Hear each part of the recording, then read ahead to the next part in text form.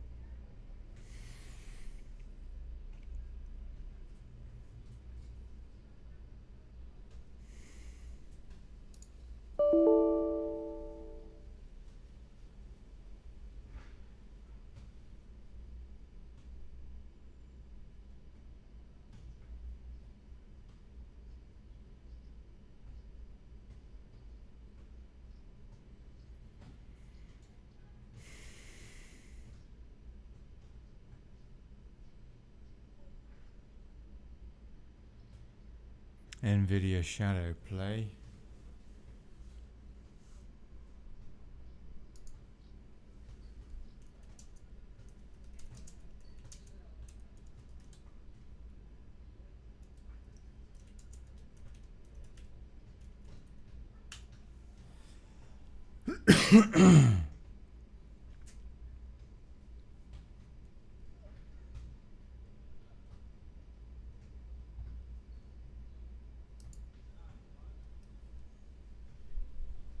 Hello peeps, this is Sausage Fingers. Very quick tutorial. How to turn off shadow play in the in your taskbar. Left click on that, open the GeForce Experience. Bottom right down in your taskbar, left click on that, open the GeForce Experience.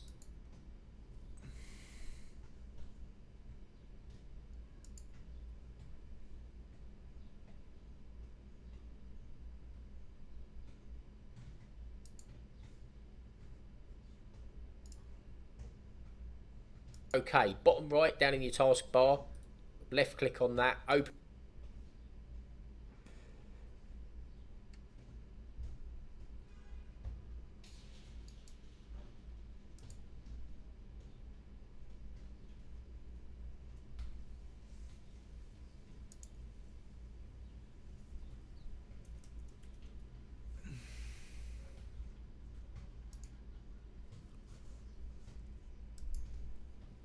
the GeForce experience. Now go up to the settings icon, see this little box here, click that, it will go grey. That is you done. It won't activate anymore. Happy.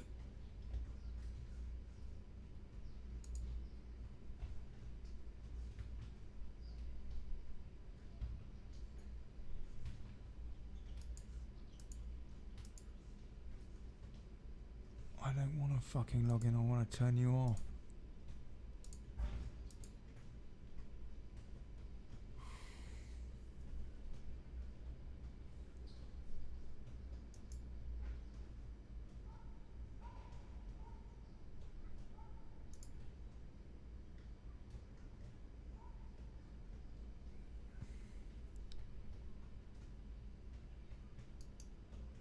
You cunt.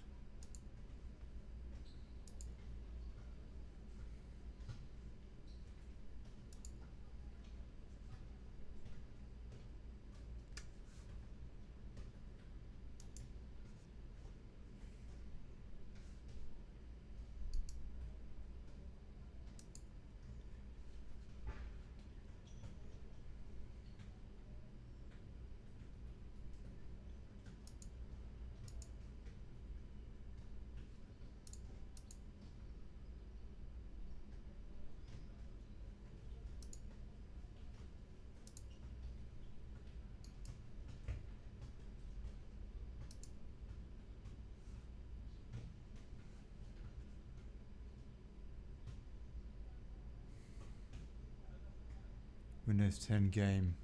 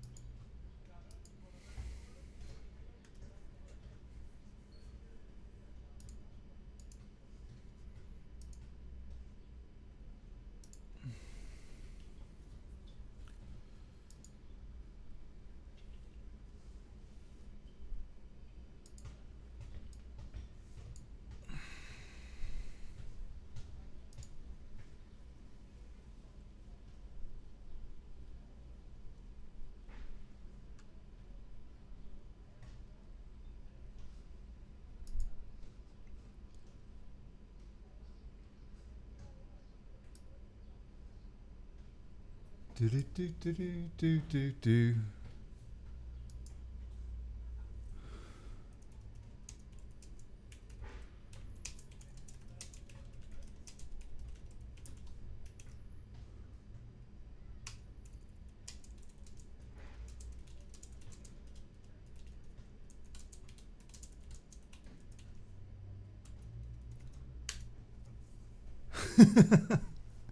Can you hear me, people? Bloomin' heck. Hold on, I better put some music on then, hadn't I? Audio, you got audio. Oh, I've been swearing like a trooper. Hold on. Let's stick on some music. Oh, blimey. Let's have a bit of music. Copyright free, Cleggy, you old... Oh, it's not that place, is it? It's the other one. What was it? Is that... You know what it is. Here we go. This guy's cool.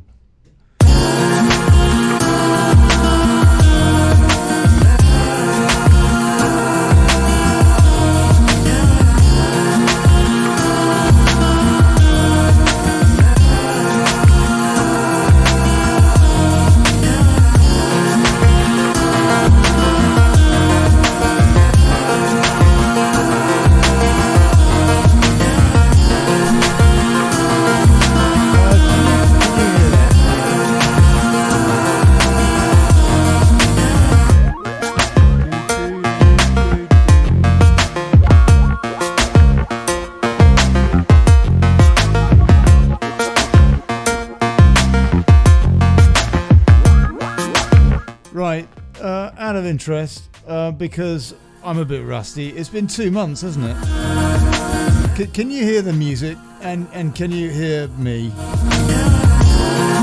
Good people. Good people on YouTube.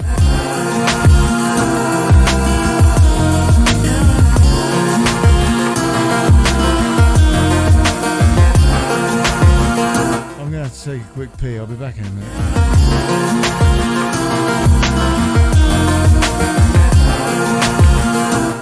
Superb, thanks Amanda. God bless you, Thomas Bell, Chris Rumbold, Yvette Thwaites, Karen Frost. Oh, thank you so much for turning up. I'm afraid it's a bit of a sad day though, you know. Oh, blimey, we've got a man down in London. It's been quite nasty. But anyway, look, oh, blimey. We got the Viscount coming on, so top of the hour, people. It's going to be half an hour, so if you want to pop on a cuppa or grab a beer or something. And Piers, God bless him, Piers Garnham. They are my wingmen tonight. Jay Carey too is going to be popping in, and hopefully, and you tell me, folks. I want to hear from people on the ground in London. So my number, I'm going to put it in the comments, and anybody that wants to call in on that UK national rate, they can. Alternatively, they can Skype me. Ollie Connolly is my Skype, and I'll connect with them and we can do that. Or alternatively, they can use Zoom, and I'll be sorting out a Zoom link as soon as I've taken a pee, yeah? But basically, we got to get some reports from Ground Zero tonight, yeah?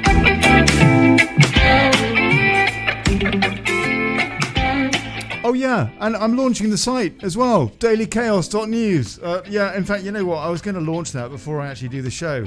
Yeah, Charlotte, bless her. Charlotte is moderating dailychaos.news. She's moderating the forum, so you're going to have to, be on your toes, tiptoes, all that. Right. Okay. Back in a sec.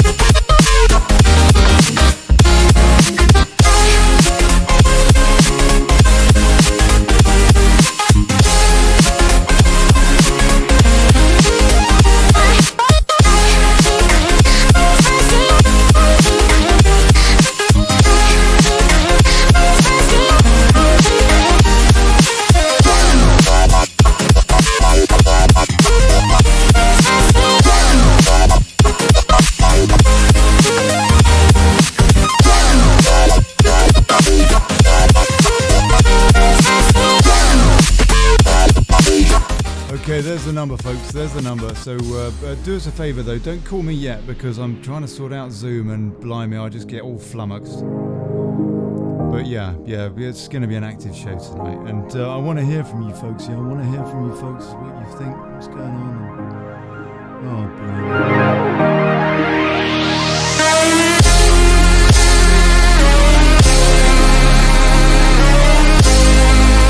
Oh, I'm on my own, broken and alone. I feel the rain crashing down all around this empty town. I'm searching for the lost and found, but you don't care, you're unaware. Keep moving like the scars aren't even there. It's in the air like a blazing flare. Don't stare, cause the flames will burn us. I thought you were the one for me. That's why I gave you everything. Held you close by the stormy seas. Oh, you meant the world to me. I used to kiss your head when you cried for me. Hold your hand while the pain was over. Keep you warm by the roaring sea. You meant the world to me.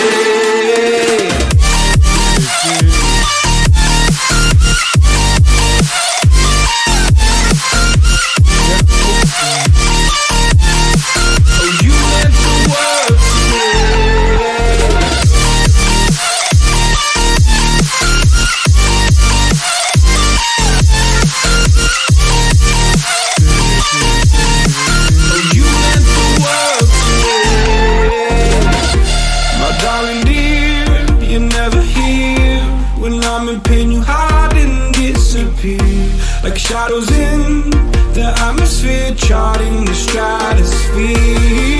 Thomas, I know that you missed this music, mate. I know that you missed this. Near in hopes you chase away my fears. I'm on my own, you made it so, and now I'm chasing nightmares too. I used to run with you through the great big leaves, laugh at you when you laugh at me. Hope for us because I believe the home was just you and me. I thought you were. This is where it all cocks up, because I just started the stream to Facebook Clegbrook as well. Copyright free, Nick Clegg, for crying out loud. I did want to stream out on VK tonight as well, but my machine couldn't handle it for some reason. It told me I had too many video inputs or outputs or something.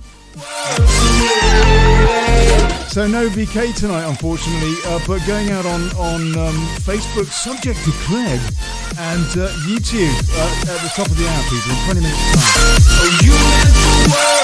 Started a bit early because I'm a bit rusty. It's been a couple of months, you know what I mean. About to launch the website too, dailychaos.news. I'm going to launch that literally in just a minute. Blaming you did not know. Got the Viscount coming on. I need to patch him and old Piers in. Yeah, Piers gone, and bless him. Lots to talk about. Unfortunately, not all very nice. But you know what? Blitz spirit, people. Blitz spirit.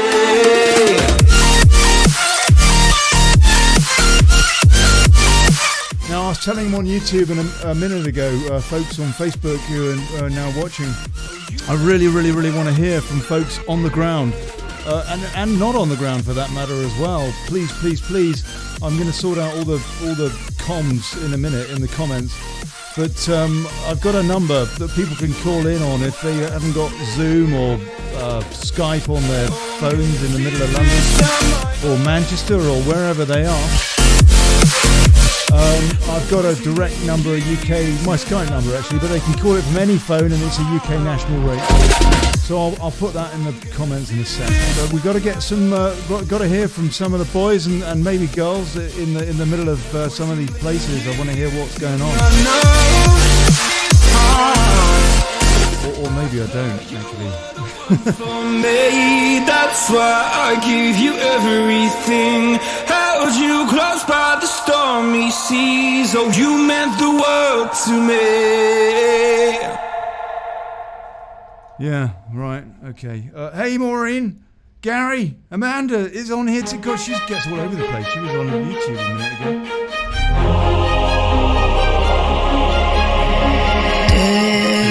has passed like a hurry. Do us a favour, folks. Share this thing. Let people know that we're going out. Let's get a bit of community spirit, you know. And all that. See the lights on the other side. I'm going to get there and hope we will meet there.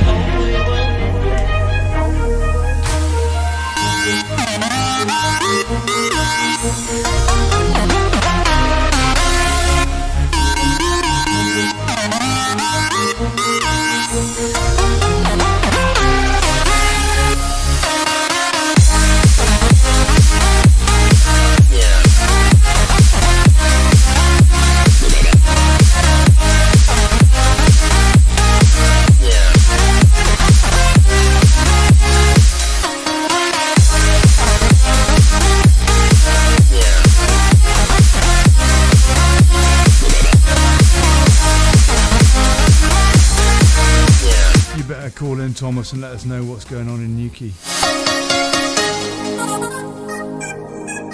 Just give us 20 minutes, folks, before you call in, because otherwise I'm going to get really confused. I'm confused enough as it is. I remember Baldrick in, I don't know what my name is or where I am. Day has passed like a hurry. Have they banned that yet? Have they banned that? To my heart, too far away. See the lights on the other side. I'm going to get there and hope we will meet there.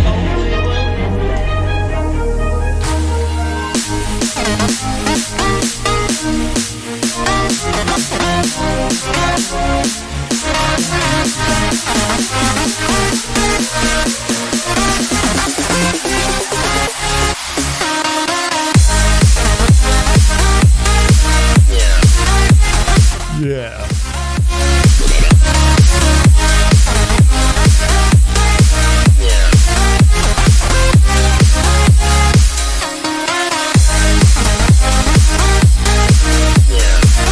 I reckon in a past life I used to do the waltzes. You know what I mean?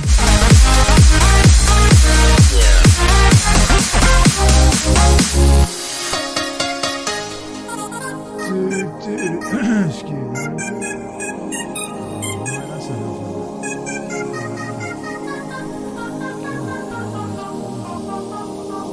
I must change the music. I'm going to change the music, people. I mean, you know, all of it, the whole lot, the entire catalogue. Fast forwarding.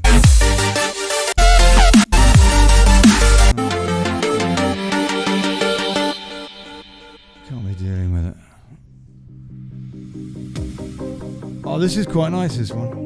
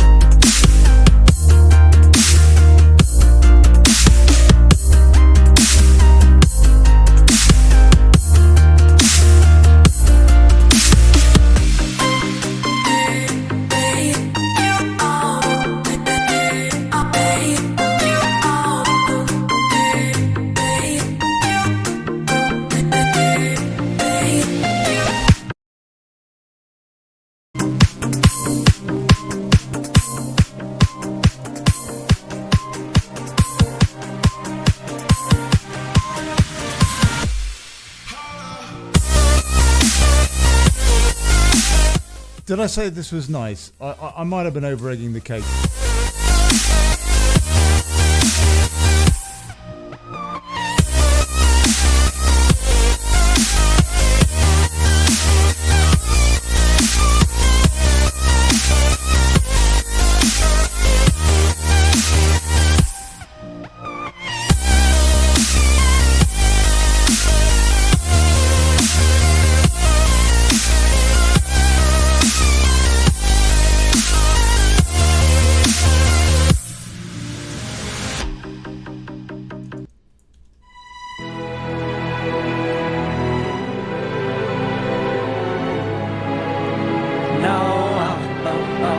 That bit's a bit like James Bond, isn't it?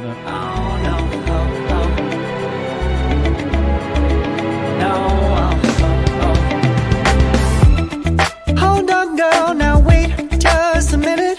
Right, coming up in 12 minutes, everybody knows now they're coming along, old peers in the Viscount, I think. To make time for your feelings. Old Jay Carey. But you have to admit, I already do. Let's just break it down to you and me uptown, out till the disco ball pops.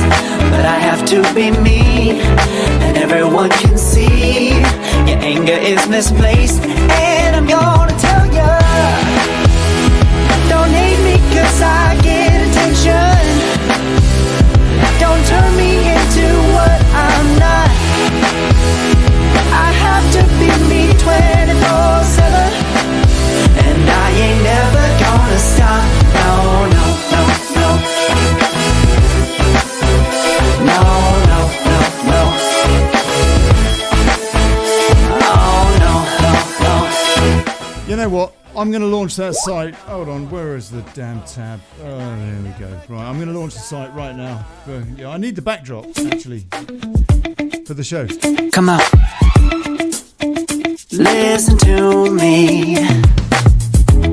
I've tried so many times to tell you this is as good as I can be. Why isn't it enough to be faithful and also be the hit of the party? Let's just break it down to you and me uptown, dancing all around till the disco ball pops. But I have to be me, and everyone can see your anger is misplaced, and I'm gonna tell you, don't hate me 'cause I get attention. Don't turn me into what I'm not. I have to be me 24/7, and I ain't never gonna stop. No, no, no, no. No, no, no, no. Never gonna stop. No, no, no, no. Yeah, yeah, yeah, yeah, yeah. I ain't never gonna stop. No, no. Oh, I ain't never gonna stop. I ain't never gonna stop now, baby. Never gonna stop now, baby. Yeah, yeah, yeah. No, no, no. I ain't never gonna stop now, baby. Ooh. Never gonna stop now, baby.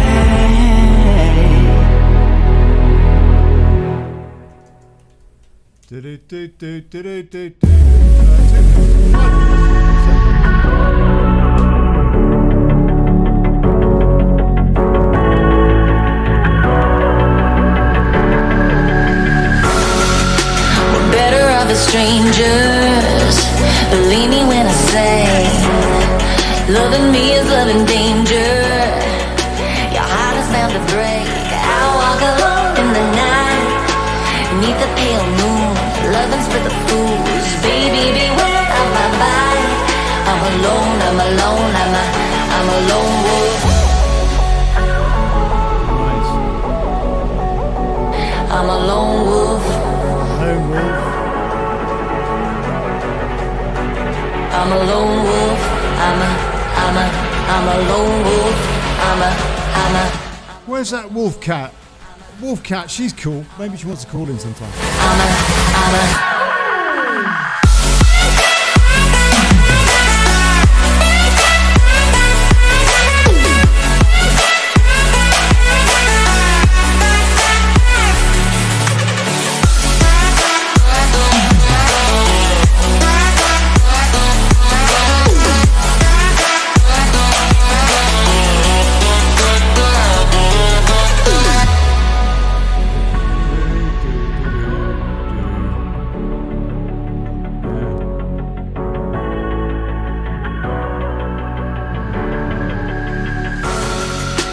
Creeping through the shadows and the corners of your mind.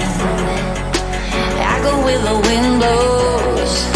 I run but I don't hide. I hear the call of the wild, whispering my name.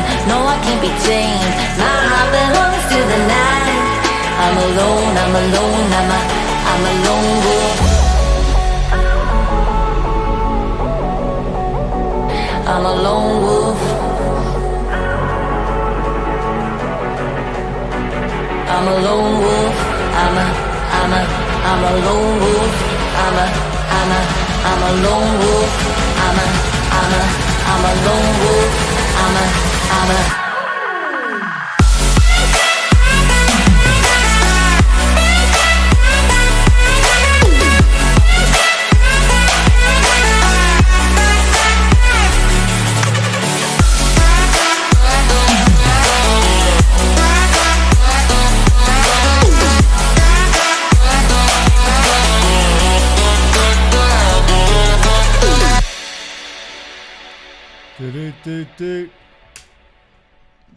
Yeah. No, I'm not a writer. Okay. 7 minutes, good people. 6. Do us a favour, share the thing. Oh yeah, the site just went live. I just put it live. Yeah. dailychaos.news. Go and sign up. There's a good forum there. That's the thing. I mean, it's, community thing. No bloody Nick Clegg over there, I'll tell you that.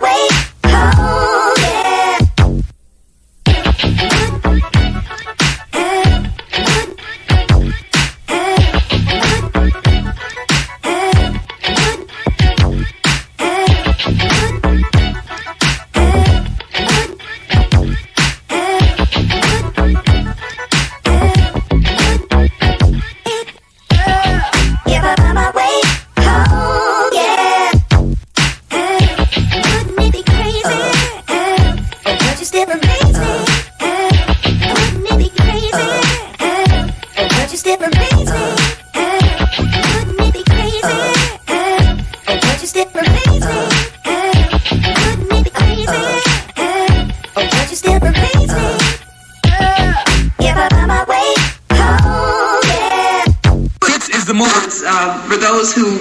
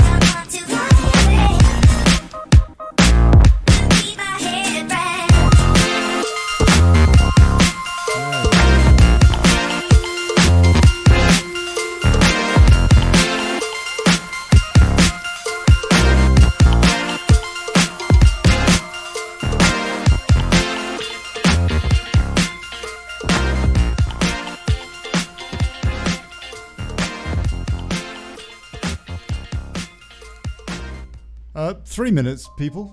Yeah.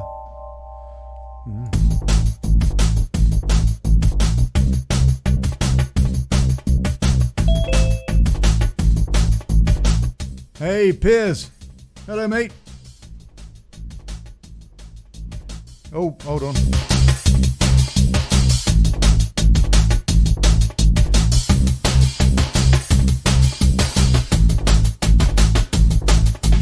Yeah, you need to unmute. I can see you. Yeah, I'm here. Oh, there you go. Good on you, mate. Good to see you, man. Good to see you, Chivy Piers. Good to see you, man. Really, really good. Really, Yeah, been nice a to long see you time. too. God bless you. I can't see you. Hey, you can't see me? No, you have to. You can't. You will in a minute. You will in a minute. I don't know where the Viscount is. I've sent him the link and all that. He'll probably be here. He's pretty good.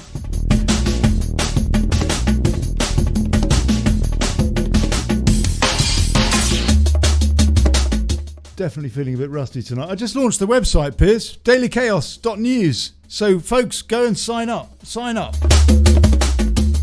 Go and register and, you know. It ain't Facebook. I'm not going to share your data with anybody. Ever. I promise.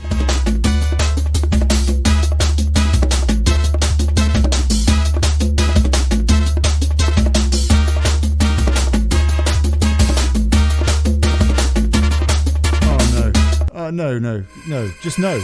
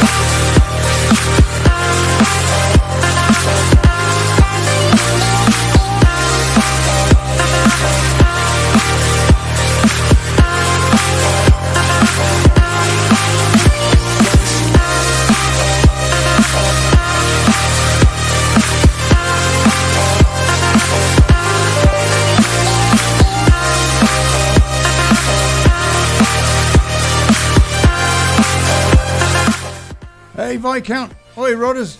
You're probably muted, mate. Oh, you know what? It's that time of day, isn't it? I better do this.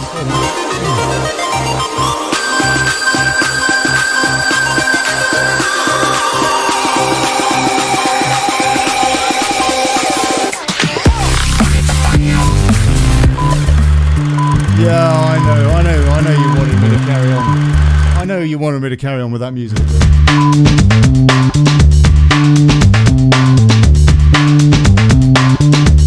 Hey folks, good evening, good people.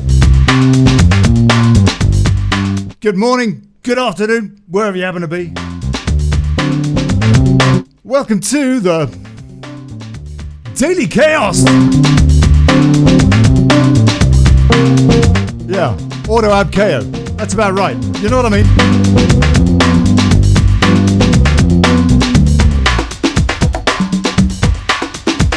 And now,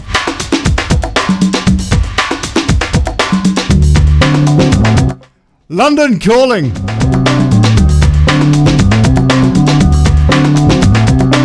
Manchester calling. Newcastle calling. All sorts of places calling. Call in from the ground. Tell us what's going on, please. It's going to be one of those shows, yeah? Laugh and cry. Joined by Viscount St David's, God bless him, and old Piers Garnham, God bless him. And you. And I don't know, Jay Kerr is in the wings, better pop in. Yeah, oh yeah, okay, brilliant. Let's just kick it off. Good evening, gentlemen. Can you hear me? Piers. Oh, Piers, can't hear you. Oh, hey, Rodders. How are you, mate? I can see you there. Mate, let me just... Not too bad at all. I love it. Piers is broadcasting from his bed, which has obviously seen quite a lot of action. can't be bothered to get off it. There's a story there. There's a story there. He's got a quarantine tale to tell, hasn't he? We'll have to get into that and find out what's going on with his love life, his quarantined love life and all that. Right, good. Piers, is your audio working, mate? No. You've got to unmute it, Piers. Unmute. Yeah. We've got Jay popping in as well. We're going to have a bit of a chinwag about what's going on. A bit of a recap on the day's events so far. Before I start getting into that, I want to say it's great to be back. It's great to be back. It's been a couple of months. And it's really, really cool to see you back, Rodders. And you have lost weight, man. We were worried about you. You did have a bit of a scare, didn't you? You caught something or other. I tell you what, it's this virusy thing. I call it the number 19 Chinese takeaway. It really you get over it relatively quickly if you don't have comorbidity issues. But God really put the left. He gave me a right and a left by giving me scarlet fever at the same time. So you've got a bacterial infection and then there's bloody virus. And it's absolutely fine, but it knocks you for six for a couple of months thereafter. So that I'm staying up at mother-in-law. Dormant, was it? You had scarlet from the days of empire or something? Well, funny enough, I had it about 20 years ago, and it's become more popular. And anyway, so I'm staying up at mother-in-law's, and because she's 83, she's created a special dungeon for me at the end of the house. So I'm broadcasting to you right now, sitting on the loo, for my private suite. And the way that I'm fed for the first 2 weeks of this infection, my wife, I was fed like a hedgehog. My wife would put a tray of food outside the door, then run away, having tapped 3 times to let me know that it was feeding time. But actually, it's been a bit of a blessing. And there we go. Oh man, it is good to hear that you're okay. You were actually in a very, very bad way, weren't you? Piers, mate, how's your quarantine been? How's the love life? It's been okay. I mean, to be honest with you, I think I've had it. I did one of those super drug COVID-19 antibody tests. And I bought one for me and my girlfriend, and then they promptly removed them from the market because they said they weren't reliable. But they what? Hold on a sec. You went to Superdrug and got one of these COVID tests, and it said that you definitely had it. You had the antibodies in your system or whatever. And now they're saying, that we can't rely on that test. Who's saying that? Well, right. So apparently they're not, 100% perfect, and therefore, well, I don't know what the government reasoning for pulling them from the shelves was, but at the end of the day, they want you vaccinated. They want you vaccinated instead. Well, hang on a sec, Piers. If you went to Superdrug on the same basis, you wouldn't buy condoms on that basis, would you? They're not 100%. They'll be pulled from the shelves. It's like I've just used a dozen in the last day and a half. Yeah, no, that's fair comment, Rodri. Fair comment. I mean, yeah, but yeah, I mean, they did say I'd had it and I'd got the antibodies. So even if it's not 100%, I'm fairly certain I've had it and got through it without too much to show for it. I mean, it made me feel a little bit rough for a few days, but nothing major, thank God. But I think your version of events, Rodri, was a little bit more interesting than mine. Blimey. Yeah. Well, you're stout and British, so am I. So we get over these things relatively quickly. Absolutely. But I've got to say, guys, isn't it funny? We haven't been on air for a bit, and so much has happened. Yeah. Oh my God. I don't know where we start. Well, we start with today. We're first of all, quick plug, dailychaos.news. Go and sign up. It has just launched, literally, as I was playing that wonderful music, copyright free, Nick Clegg. I launched it, and it is there. You can go. There's a forum, and we can get stuck in, and you're not going to get censored. Just be nice, and that's it. And we can use a great resource, hopefully, for activism, for getting Brexit finally, etc., and all the rest of it. And hopefully with, anyway, just get it stuck in and we'll take it from there. Big shout out to Charlotte Jameson. God bless you, Charlotte, who was in London today, by the way. Put up some cracking vids, some amazing vids about what was going on in town as well. So thank you for that, because we don't get that from the BBC, do we? No. And she, bless her, has agreed to be a moderator on the forum. She's been a moderator on the Daily Brexit page on Facebook for a few years now, and she's agreed to be a moderator on Daily Chaos. .news. So I'm really, really chuffed about that. It'll be a pretty thankless job for Charlotte. It'll be like, take a Valium and calm down, love. She fancies you, Rodders. Actually, that's another thing. That's another story. Right. Okay. So, London, I guess, is the best place to start. And actually, you know what? I mean, sadly, lowering the tone, but I mean, it's just I saw the most horrific video earlier. I don't know if you guys know what I'm going to say. This guy, a patriot, who was, basically wanted to protect the memorials, what have you. I'm not sure exactly where he was. Maybe somebody can fill us in the comments or call in and let us know. But some guy, I don't know whether he was Antifa or BLM or, I don't know, George Soros wearing a mask or what, just sort of pulled his hat off and goaded him. And he sized up to the bloke. And but that was it, just sized up, and this guy comes from behind him. This black guy comes from behind him, pulls him to the floor, and slit his throat. He slit his throat. I saw this video. This guy, blood, he did it. This maniac, a real right winger, if you like, or some demented twat. He did this in front of the police. He did it with people videoing. I saw the video of this. And this is this afternoon? That was this afternoon in London. That is what Londonistan, Khan's London. That's where we are. That's where we are. So that's my takeout today so far.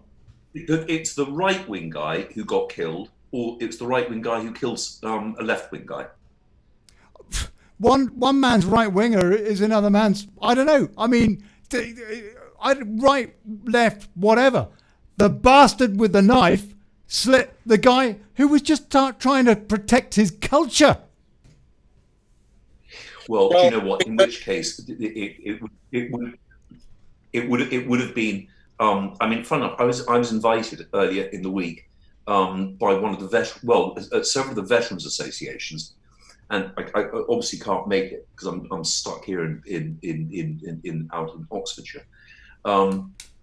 And Simon Bean, and I think Simon's been on the show. Yeah, bless him. Simon issued an extremely good set of instructions on Facebook.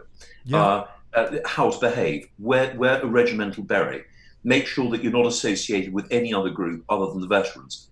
Do not talk to any person who tries to antagonize you. Turn your back and always move in groups of at least 2 or 3 people. If you're approached by the police, don't film them because it upsets them. But do feel free to record the conversation so it can be used in court in evidence in your favour in the event that you're unjustly arrested. I mean, this has turned into nonsense. Some of the videos I've been sent of the riots in America are shocking. I mean, they really are appalling. Yeah, they are. Unbelievable. A shutdown, boarding up of Fifth Avenue. What about Seattle? Seattle, they have taken Seattle. Well, do you know what? And that poor shopkeeper who's guarding he's standing outside his shop, and he was kicked to death. And this has gone viral, and it's been put on Facebook, so you can watch it. And you just see this crumpled body.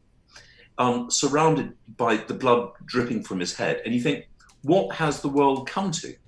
And you then look at the Houses of Parliament giving a 1-minute silence for George Floyd, and whilst police should the police an An 8-minute, wasn't it? 8.5 or something.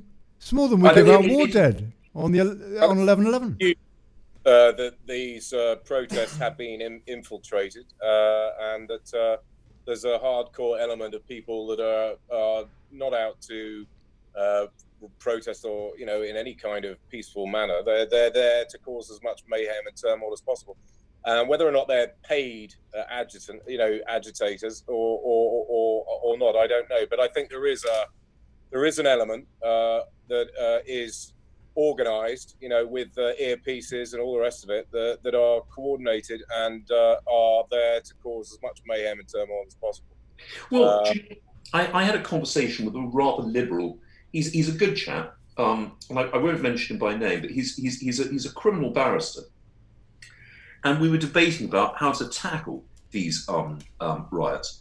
Now, don't forget, in the Second World War, the army were told categorically to shoot looters on sight. That was Britain. In London, Birmingham, Manchester, any place, you shoot them on sight. I think the police response in America has been incredibly weak, and Cressida Dick has to go. I used to be a fan of Cressida Dick, but the police response here in Britain has been completely limp-wristed and wet. I wonder why. Yeah. Well, they don't want to stir up racial hatred or whatever it happens to be. Well, I'm terribly sorry. They are here to protect us without fear or favour. I feel racially hated. I feel hated. Black lives matter. Well, all life matters. Yes. Yeah, and it's now becoming a secondary clarion call. And the Black Lives Matter movement have put back the black cause by 50 years, because Middle Britain will rise up and say enough is enough. You've come to our country. Ethnically, you clearly don't originate from here, but we welcome you with open arms. Don't take the piss that somehow your rights are superior to ours. I think that time is coming, and not before time. But Boris has been remarkably quiet. Priti Patel is the only one who's really stood up and said, we need to be more aggressive. And she's been told off by the police commissioners for suggesting that they get tough. The police commissioners turned around to Priti Patel and said, don't tell us how to do our jobs. You're a politician. We do policing. Well, they're clearly not doing it well enough. With our monuments, being, this isn't really a rant, but being defaced. And now we've got the Mayor of London, who's setting up his own appointed committee to decide which statues should be removed and which should go. It's like, well, I'm sorry, mate, you're a second-generation immigrant. Don't tell me about 1,000 years of British history. It's not your job, not your place, and it's ultimately not your culture. You haven't been here long enough. You know what? I just want to point out, I just want to say, I think we all agree, and actually, interestingly enough, Rod is half Chilean, yeah? And I'm a migrant.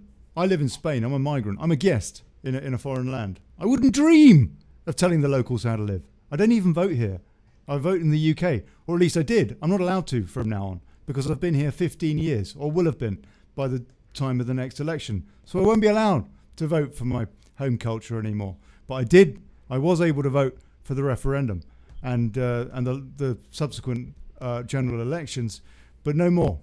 That's it for me. So I've got nowhere I can vote now, because I'm not going to interfere in local politics. Had I had kids, maybe I would. But my point, what I was going to say was this is a tiny, tiny few troublemakers, yeah, because the average black person is exactly on the same scorecard as the average white person in terms of common values, no? This is a tiny... I agree. I totally agree. I think there is just a hardcore minority who are out to cause as much trouble as possible, and what's motivating them is open to debate and question. What we've got to try and understand, this whole statue bit. It's a very complex issue. Ultimately, these statues were erected at a time when people had very different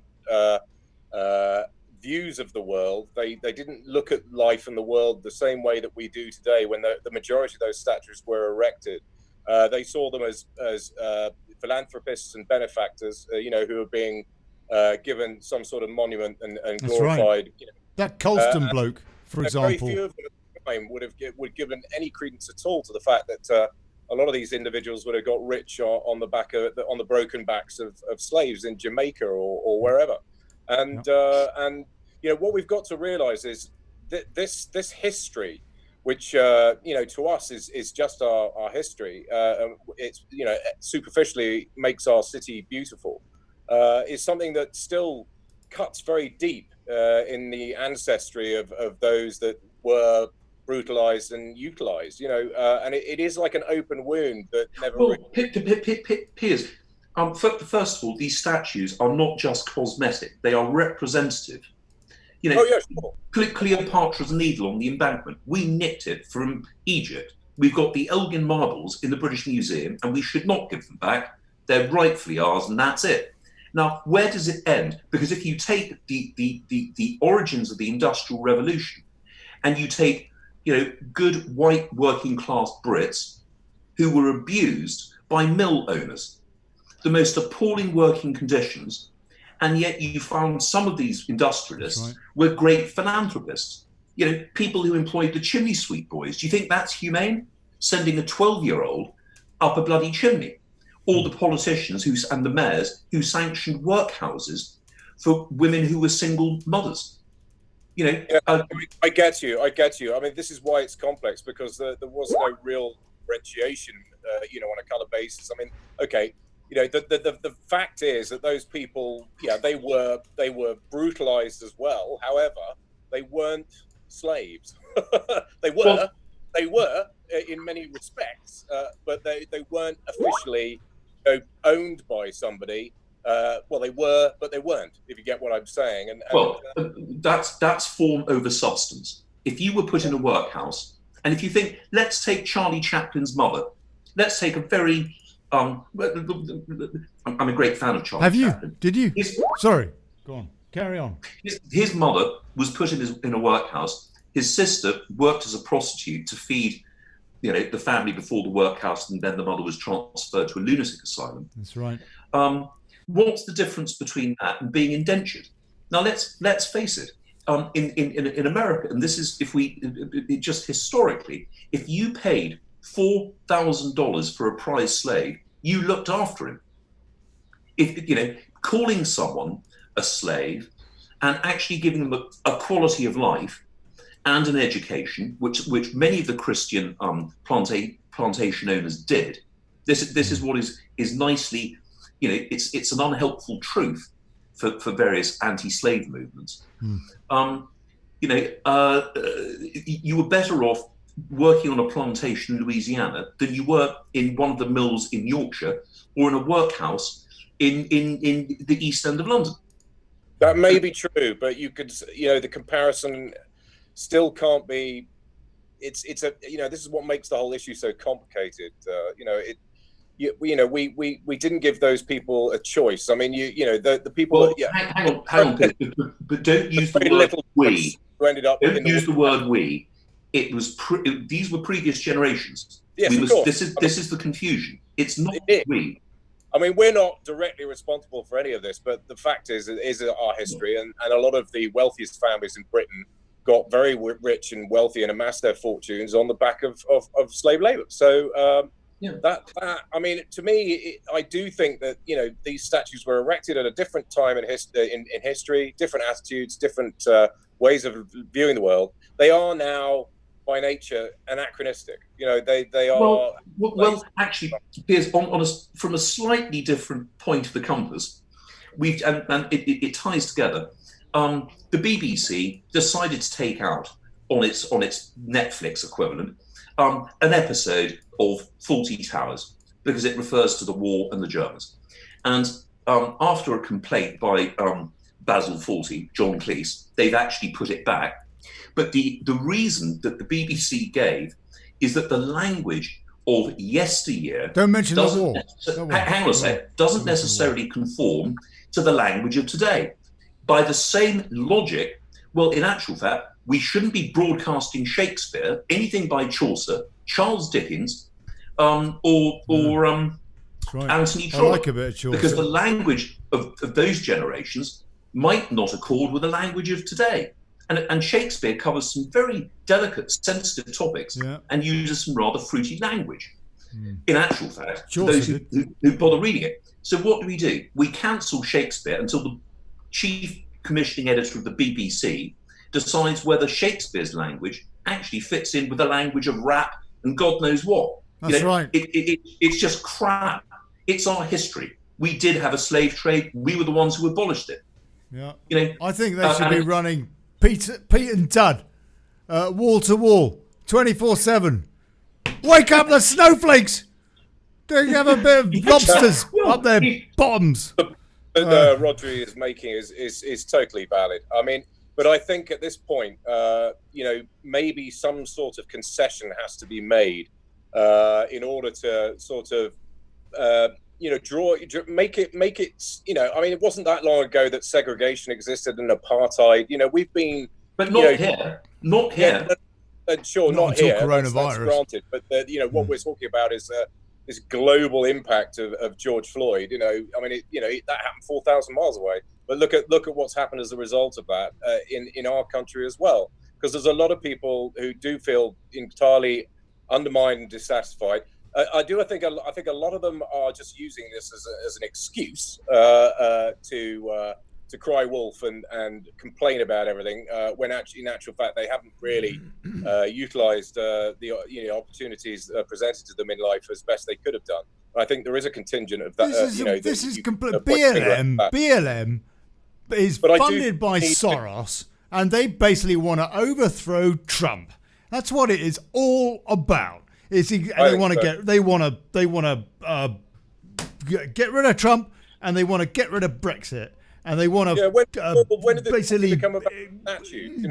Enslave the American people, the US statessiders, who are very, very freedom-loving, Second Amendment, all that, and ditto the UK, who again have a strong conviction for democracy, far more so than on the continent. And that's what it is all about. No, this whole thing has been whipped up by these globalist puppets, the mainstream media, in order to create this dreadful, dreadful scenario. I think the media's got blood in its hands, personally. And I think that this whole thing has been directed by this sort of cabalist, globalist fascism. These people like Gates and Soros pulling the strings, using Antifa and BLM as a means to create untold divide rule, create havoc, and bring about a revolution against democracy. Yeah, and Piers, very quickly, I'm not prepared to give any compromise, any quarter whatsoever, on our land, our territory, because of things that happen elsewhere in the world. That's the slippery slope when one starts compromising. We have our standards. I do agree with you in many respects. I have to say it's an extremely complicated issue. Where do you draw the line? Once you give somebody a little bit of leeway, they'll take a mile. It's sort of people take advantage of a weakened government and a weakened administration. You're right. In many respects, if we let one of the statues go. But they are already coming down. I mean, the one in Bristol has been taken out of the drink and moved to a museum now. Colston. It does look as if Khan gets his way. Mind you, isn't there supposed to be a mayoral election now? I mean, hasn't he already? It's been postponed by a year because of coronavirus. Really? Yeah, they postponed it. He's got another year before he gets a reckoning. And even then, he's probably going to get back in, isn't he? Because London has pretty much fallen anyway, let's face it. I mean, the Asian community get multiple votes when you've got 50 families living in a one-bedroom flat. Postal voting is an issue. It is a massive issue. Yeah. And it was proven in places like Tower Hamlets. Shit holier than... Anyway, right. You're right. Okay. I mean, why we should all have, maybe that's an argument for identity cards. And I'm afraid it is. As much as I hate the idea. and you can only vote at a polling station, and that's it. You know, that's your only. And that's precisely what Trump is saying, because the Democrats now are saying, oh, everyone's got, flu or something, coronavirus, and you can't go and vote. Oh no, got to give everybody a postal vote, including everyone everyone that lives in Mexico. Give them a postal vote. And old Trump saying, pointing out quite correctly, look at what happened, for example, in Florida last election, where that Democrat woman got found with a bunch of, I don't know, a whole wad of postal ballots in her back pocket or something. And we can't have that, he says. We can't have that. We can't have postal voting because the fact is it will all be completely... Half the people are dead anyway, and all the other ones are all, I don't know, living in Somalia or something. It's an absolute joke. That's what the Dems want. They're doing everything they can. Oh, we can't. Oh, it's fine to vote. I mean, it's fine to riot. Go and riot. Go and get yourself a nice pair of sneakers from old Reeboks or whatever down Fifth Avenue. No worries about there. But no, we can't go out to vote. Oh no, got to have a postal vote. Piers, coming back to the point you made earlier about the argument for ID cards and the way that the left and the Liberals have kicked off about this. Well, guess what? The system's already in place. We have a passport. Everyone is entitled to a citizen's card. I learned this because I went to one of those courses when I was in prison. And the prisoners were being told that in order to open a bank account to which you have a legal entitlement, you need to present a form of identity. The state will pay for your citizen's card if you don't have a passport. If you open a bank account with any bank, they're going to want to know your national insurance number, which means it's a form of identity validation. So the system is already there. All this argument about we have to carry ID cards. Well, I can't think of a single European state out of the old European states I think in Eastern Europe too, you have to carry an ID card. Yeah. Oh yeah, you do. So you have to carry it all times. And if you don't have it with you at the moment, you'll get a fine. You get a big fine. Have a bank account in Spain. Yeah. That's right. I think, Roger, one of the reasons why they're so maybe a little bit reluctant is because there are such unbelievable numbers of illegals in this country that if there was a proper reckoning about quantifying the numbers of individuals on the electoral register. And then like, hang on a minute. Well, I'm sure. Did you see? The numbers of illegal migrants that are living in the UK is obviously much higher than we're being told. Much higher. And more are arriving by dinghy and blow up inflatable every day. Yeah, that's right. They're all coming over on. I think by the French Diane Abbott is an inflatable raft, isn't she? Going over and picking him up. Come with us. We will show you the way to British waters, and there you go. You are now in English territory. Right. We leave you to take a few comments from folks. God bless them. Kerry Swan says, "Ginger lives matter." God bless you, Kerry. And I'm going. Not in Scotland, they don't. Has to be said. Fred Blog, the illusion of democracy. Lots of laughs. If you want real change, go by and it's just gone. It's just gone. It's just gone. Oh, that's for crying out loud. That's just gone. Anyway, I know what Fred says. He says there's no such thing as democracy, and of course he's right. I mean, you know what? Near as damn it. Certainly not pure. Anyway, I don't think Plato would be very impressed with the kind of democracy we got. Over on YouTube, Kenneth Noel Curran says, "What's happening regarding the UK Independent Child Abuse Inquiry?" Yeah, well said, sir. And the ongoing cover-up, decken up of abuse UK and elsewhere. Well, Kenneth, it's all been covered up, isn't it? And I mean, the child abuse inquiry has just been fudged. The one time they get somebody alive who is complicit with all this, Lord Steele, David Steele, ex-Liberal leader, Lib Dem leader, whatever, he said, "I knew all about Cyril. Oh, yeah, it was fine. We just let it happen." And where is he now? Oh, he's back in the party? He was suspended for about a month or something, and then they said, "Oh, come back." And why is he not in prison For Cyril Smith went off and shagged kids for another. But the fact is, they're there. Oh no, they've got to be dead. They've got to be dead. Otherwise, Ollie, they're innocent. It's a joke, isn't it? Put David Steele It's disgusting, to and that's not even mooting the deal with the child rape gangs and the complicity of people like Keir Starmer and Jackie Smith, Gordon Brown's government telling the police to ignore it. So yeah, there's the answer, Ken.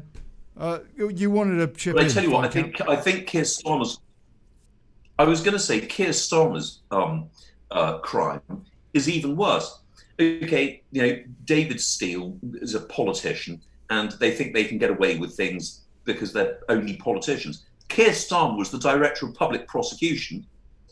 In actual fact, he's undermined our entire judicial system by taking political instruction because he only ever wanted to be an MP, and he was shoehorned in after his resignation as director of public prosecutions. Now that's even worse. I put that on a par with the abuse of trust by priests or doctors who feed up their patients. The standard of conduct is much higher for people if you give them that type of responsibility. Yeah. Keir Starmer it should be in handcuffs right now, and seeing him give the knee as some sort of symbolic gesture is laughable and shameful. Giving the knee, just for the avoidance of doubt, is a military term, and you give the knee either to reload your weapon or in the event of a stoppage, misfire, or as a platform to open fire on the enemy. It is not a symbolic gesture of glorification of anything.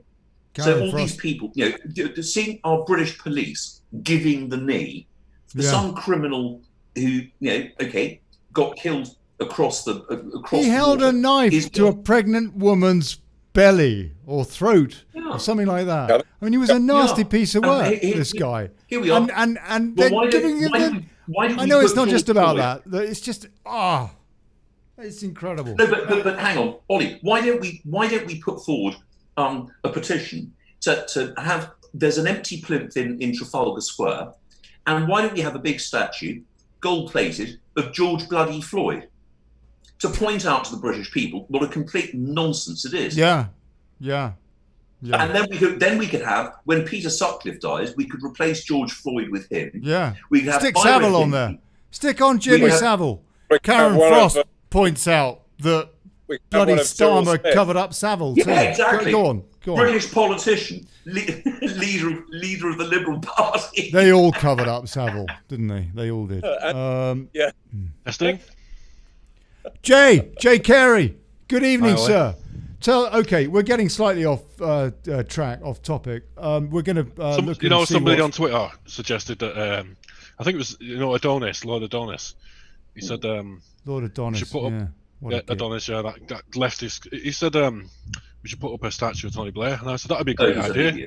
No, that'd be a great idea because then you could organise events to chuck rotten tomatoes and buckets of blood on it, couldn't you? Yeah, you can imagine how long it would last. It would be torn down in about 5 minutes. It wouldn't last. Most pointlessly erected statue ever. Lord Adonis is such a job's worth. He never did a thing, and he gets put in the Lords. Yeah, and he's also the one who said that we could have another referendum because all the old people died. Yeah. Oh, he's a total moron. But listen, there's a reason for all of this. There's a reason why there are paedophile politicians and why the blending of race and culture has been allowed to take place on such a grand scale in the UK. It's globalism. I genuinely believe that they are deliberately. Hang on, Piers. Wait, you don't. I'm sorry.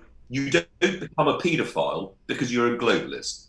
Well, no, if you're a paedophile, it means you're sick in the head. I mean, I have a lot of that. Hold on, Rodders. I know where he's going with this. Let him finish. He's got a reason. I mean, the chief of police that investigated Teddy said he was 110% certain that he was a paedophile with many counts of paedophilia that he could probably, almost certainly prove. And he was pulled off the case and forced into early retirement. I mean, even Tim Fortescue. The fact is that these depraved perverts, psychotic minds can be easily controlled by the people behind the curtain. No? Yes, because he was the one who took us into the European Economic Community and then subsequently the EU. You know, I mean, he was there. He was in a position where major change was about to take place in this country. We were signing up basically to the European Economic Community. They needed somebody that they could control, who would follow orders and do anything they bloody well asked, as long as they fed him a diet of his favourite thing, little boys. You know, so this is the way they operate. Well, I tell you what, there is an equivalent. There is an equivalence in Hollywood that has yet to be exposed. Yeah, same deal. And No, same deal. It's called the purple or the velvet curtain. So there's a significant was that like a community of merkin? very powerful homosexuals in Hollywood. And if you think Harvey Weinstein was bad, you know, well, there's a load of pedos, isn't there? There's a whole load of pedos, and they're all on that adrenochrome stuff. They're all drinking baby. I don't know. They farm it or something. It's disgusting. There's patents for this stuff. Look it up. It's patented. Adrenochrome is human adrenaline, and it is patented. Patented. On a different note, has everyone forgotten about Prince Andrew? Yeah. No, sadly not. But Well, carry on, apparently, Jay. Apparently, he's accused of Virginia Roberts just been admitted to hospital with bacterial meningitis. No. What? Hold on. Sorry. Say that again. Virginia Roberts, that girl that he's in the photo with. Yeah. And has done a few interviews in America calling him out. She's just been admitted to hospital with bacterial meningitis, and apparently bacterial meningitis is about a 48-hour painful process before you die. So you're joking, because I don't know if any of you have seen that Jeffrey Epstein Filthy Rich 4-part documentary on Netflix. I mean, they actually. I'm really sorry to hear that. I'm really sorry to hear that. She's a brave woman. Andrew. And then there was the guy who did all the telecommunications stuff on the island, you know, Little St. James. Yeah, he was in charge of doing all of Epstein's telecommunications. Pedo Island. And he said that he said on camera that he'd seen Prince Andrew canoodling with Virginia Roberts Guthrie by the pool. So you know, there are two. This is allegedly, by the way. Have to point that out. But nonetheless, he said it on Netflix. It must be true. Yeah, on Netflix. So that's extraordinary. If Virginia Roberts Guthrie ends up dying, dying, extraordinary. I mean, it's just like, you know, they pretended to kill off. I mean, where is Epstein? Where the hell is Ghislaine Maxwell? You know, I mean, clear this. That's right. But this I tell you, this is getting slightly out of hand. I mean, the notion that Prince Andrew has something. I mean, it's a step up from having a car crash in a tunnel in Paris. You know, giving someone bacterial meningitis. And let's be very clear. If Prince Andrew slept with Virginia Roberts in America when she was 17, that's a criminal offence. If he was canoodling either in Britain or in the Caribbean, it was entirely legal. It might be distasteful, but let's be very clear, that is not paedophilia. The age of consent for consensual snooky is 16 in Britain. And she hasn't claimed that she's been raped by. I hear you, Rodri, but let's face it. I mean, very close with but didn't she just name, like, not just That's him? That's not the point. With her. The point is that he was slaving. Lots of people. Whether they were children or girls or however you want to classify them, the fact is that he was using his position to, well, I mean, you could argue that they... pop stars, footballers, come on. Anyone with celebrity... and do you know what? He was picking the most vulnerable in society, and he was trafficking them. Well, do you know what? When you were a young man, how many drinks would you be prepared to give a hot date in order to progress the nature of the evening?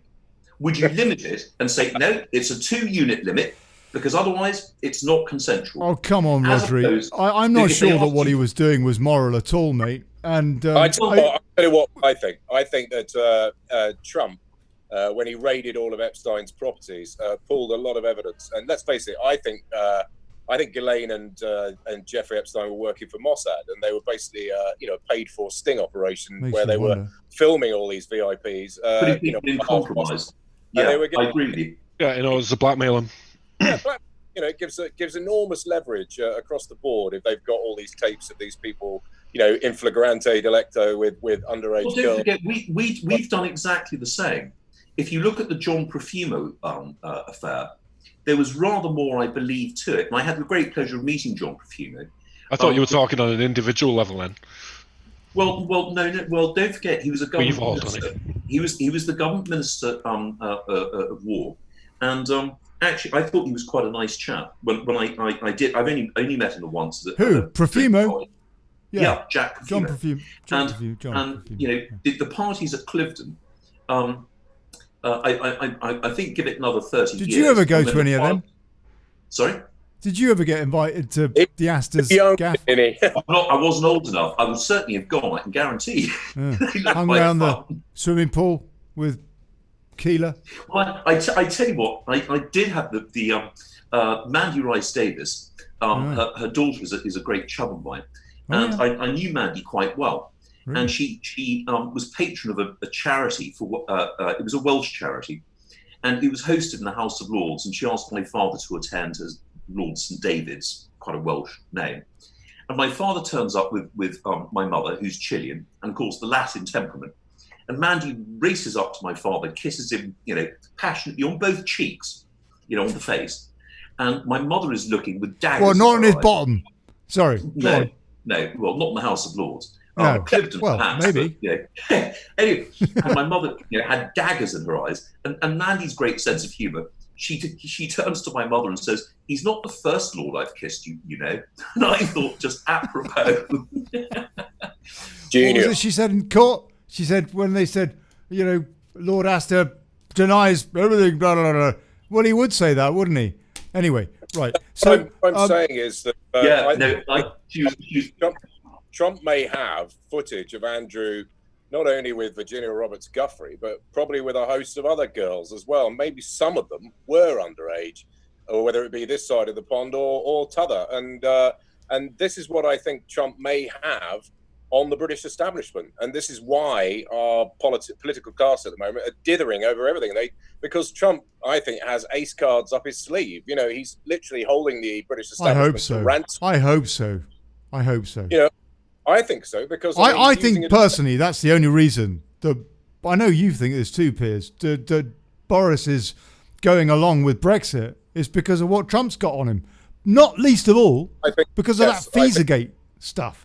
Yeah, Boris was foreign secretary when the Obama administration, Obamagate, was spying and trying to completely spoil the democracy in the US by spying on the Trump campaign during that presidential election. And the UK government was almost certainly complicit with this, according to the visa docs. And Boris Johnson was the foreign secretary at the time. Theresa May, no surprise, foreign agent. She was the PM. What was it? Christopher Steele, wasn't it? The MI6 guy who... that dossier of basically made up evidence to suggest that the Trump had conspired with the Russians in order to win the 2016 presidential election. Unbelievable. They have all that. Let's face it. They're on the verge of releasing a lot of this information. I think there are criminal indictments out for about 50 members. Very serious VIP. Political class. Comey and all that lot are going to be criminally indicted.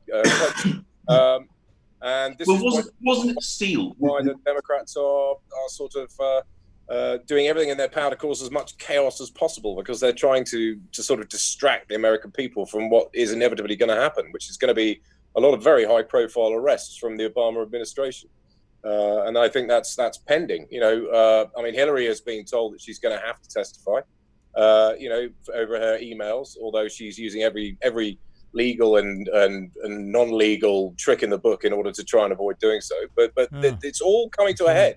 It's very interesting level of madness in the world. Yeah, you're right. And the media is covering none of it. Clinton actually is in court at the moment at this case about the email server again. And where is the coverage on the mainstream media? Absolutely nowhere. Nowhere. There's a rather more fundamental point. If you come from abroad and you're a Russian oligarch, you've got to demonstrate, if required, where you got your money from. That woman who spent 14 million or 13 million quid in Harrods, who's now having to make reparation, her husband is from Kazakhstan and he's in prison. Well, why has no one asked the Clintons where they've made $250 million when neither of them have had a salary of over 150 grand a year? Now, it's a bit of a blindingly obvious question, but no one's addressing it. And it begs the question, why the hell not? Ollie, you just blanked me out. Oh, there we go. Oh, sorry. There you go. You're back. Sorry about I'll that. tell you why, because the Clintons had literally everybody in the Senate and Congress on their payroll. You know, I mean, literally almost everybody in all the political, Senate, Congress, both chambers are literally riddled with corruption. And if the Clintons go down, everybody goes down. Well, do you know what? But the thing is that sometimes when people don't shout fire, when a building is clearly on fire, it's the job of the people to say the bloody Tower of London is ablaze. Why aren't the fire brigade here? You know, it's obvious to the eye. You know, where do we turn to? If you don't like corruption, you must stop it, and it stops with exposure. And this is just such an obvious smash and grab. What the Clintons have done is absolutely no worse or better than those people breaking into Reeboks and, you know, the looters and nicking shoes. I think it is a little bit worse. It's far worse. Because, for the simple reason that they're supposed to be responsible people who are helping people. That's supposed to be the reason that people go into politics. It's a little bit like your doctor. I know it doesn't work out that way, but that's the way it's supposed to be, and that's what we should expect as taxpayers. It's a bit like your doctor. You expect your doctor to help you, not to peddle your drugs because he's getting some backhander and a jolly at a big pharma. And it's the same deal, big pharma, and it's the same deal with your politicians. You don't expect them to go and rob the money from the Haiti disaster fund, for example, which is what a former president of Haiti said the Clintons did, and actually asked Trump about it. It's on the video. You can see it online. Ollie, come back you expect them to do public service if that's what they are purporting to do. And if they don't do it, if there is that dereliction of duty, I would say there is no higher crime than the betrayal of democracy. I don't think there's any higher crime whatsoever. Mass rape, whatever. I think that this is the very, very worst. You're lying to the people that vote for you when you are on that pedestal, in that position of power. I don't think there's anything that's worse than that, really. And that's why... I didn't let you crack when you were talking about duty of care of doctors. I mean, same deal. Dr. Crippen wasn't a particularly nice guy, but if I was married to Nicola Sturgeon, I would have great sympathy for Dr. Crippen's actions. Probably take a note out of his diary. Anyway, that was a cheap shot. But I'll tell you how the Clintons made their money. I mean, they set up the Clinton Foundation in Little Rock, Arkansas. I mean, even that film, what's it called, American Made, with Tom Cruise, where he's playing a guy who's flying, drugs from Colombia to the States. You know, he's working for the Medellin cartel, and he's the FBI give him a base near Little Rock in Arkansas to run his drug smuggling operations out of, and they have full knowledge of what he's up to, and it's based on a true story, this film, he gets really cocky about drug smuggling, and eventually the district attorney has him up on smuggling charges, and he's going to throw the book at him, and he's like, I'm going to walk out of here. And all these feds and police are sort of standing around looking at him incredulously, and he's like, no, I'm going to walk straight out of here, and then they get on the phone to, guess who? Bill bloody Clinton, who says, yeah, you've got to let him go. And that's I tell you what, a more recent case was the case of John Doyce, who was an oil trader in the 1970s, and who was sanctions busting, trading oil with Iran and then also with South Africa. He then bought a bank called First Bank of Curaçao, and one of his agents was a trust management company called Corporate and Chancery, run by a guy called Jonathan Shaw. And I happened to be a client of his. And he said, Rodri, I can give you the ultimate James Bond charge card. It only has a number on it. It doesn't have your name. So if you go to Annabelle's, no one will know who was spending the money. And I thought, brilliant, this sounds great, you know. And then I thought, actually, if I feel uncomfortable, do take my advice. I thought, actually, if ever I was questioned by the Inland Revenue, why I felt the need to have an anonymous charge card. It was like a debit card. You pre-charge it with $500,000 and then you go and have fun. And the shops, you know, there was no record of who was there at the time. And anyway, thank God I declined it, because I was on the cusp of doing it, and they gave it to you free if you had enough money in the bank. Because 5 years later, John Doyce was arrested by the FBI, and he was kept in custody for his own protection, because he had been laundering money, or the bank had been laundering money, and the FBI said, we're not going to shut you down. Keep doing it. But the condition that we don't give you 180 years in prison is you give us all your records and all your files. So they kept, the FBI and the CIA kept the entire operation of criminality going to get sufficient intelligence to get a big trawler net for as many fish as they could get. He was subsequently extradited to Holland to stand trial, and miraculously all charges were dropped. And Mr. Doyce lives somewhere in the Caribbean, surrounded by ex-SAS bodyguards. His yacht's on the market at the moment. If you've got a spare 12 million, it's quite a nice sailing ship called Fletcher. Flock. I can't do the Dutch accent. Flock. Which sounds like a rude word from a Dutch porn film. You know. Sounds like you've got a throat problem. But you ought to look him up. You ought to look him up, because in terms of dark operations, you know, this is how the guys operate. So I'm not the natural conspiracy theorist. Piers is, you know. So, but I certainly go with a lot of your sort of gut feel. He's a conspiracy analyst. Now, well, I like that. So I'll go with that. I'll tell you what. I'm just looking at Twitter. Yeah, there's people putting up stuff. Guess what? Retweeted by Alistair Campbell. Yeah. Oh, look at this fat thug who spat at someone. I just replied to her saying, "You fool! Someone had his throat slit today in central London." You go, "Oh, he spat.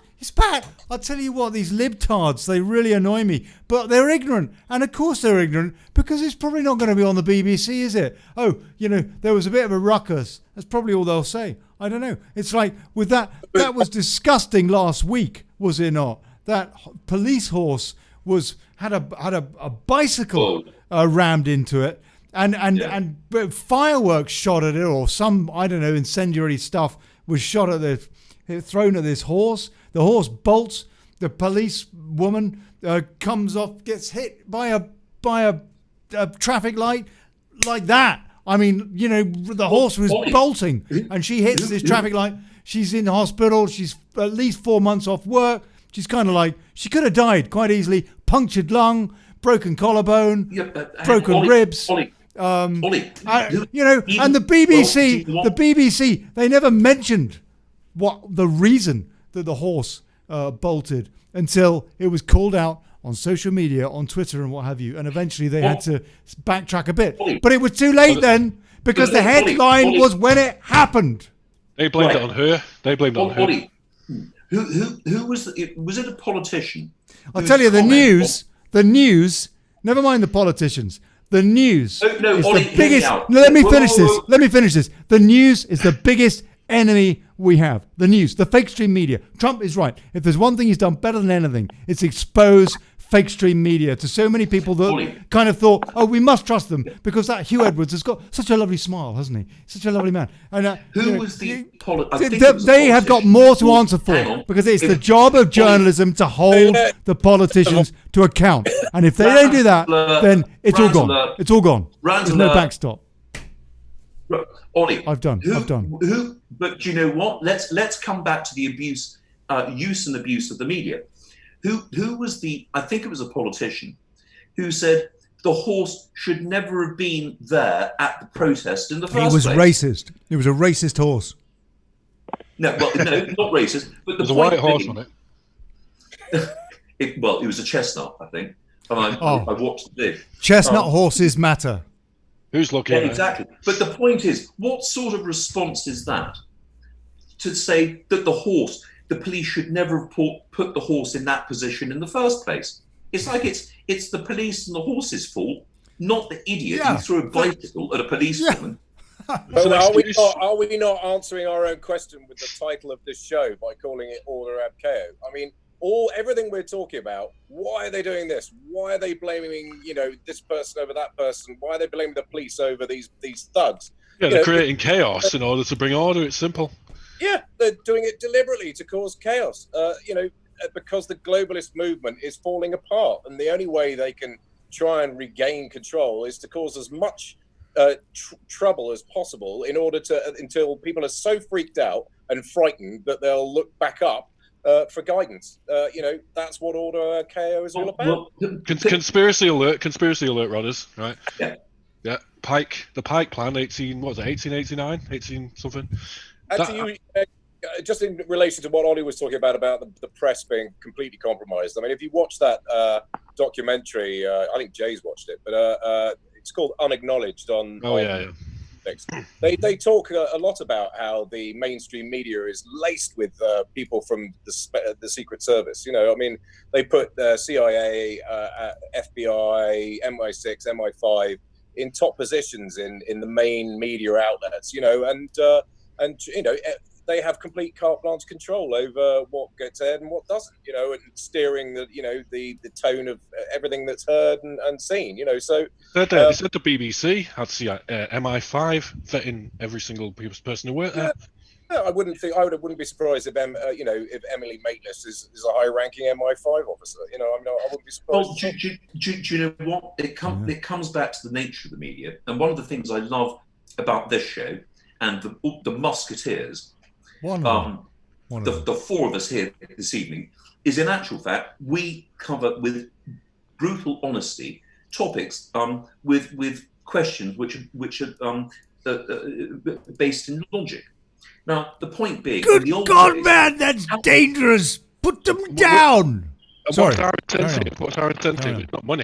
It's just to get to the bottom of the truth. Well, the point being is the good old days of being a newspaper baron. If you were Lord Beaverbrook, I mean, there's a great uncle of mine who was a communist, the second Lord Milford, who owned the Morning Star, which was the communist newspaper, and he's the first peer, hereditary peer, to put his hand up in the House of Lords and declare himself the sole member of the Communist Party in the House of Lords.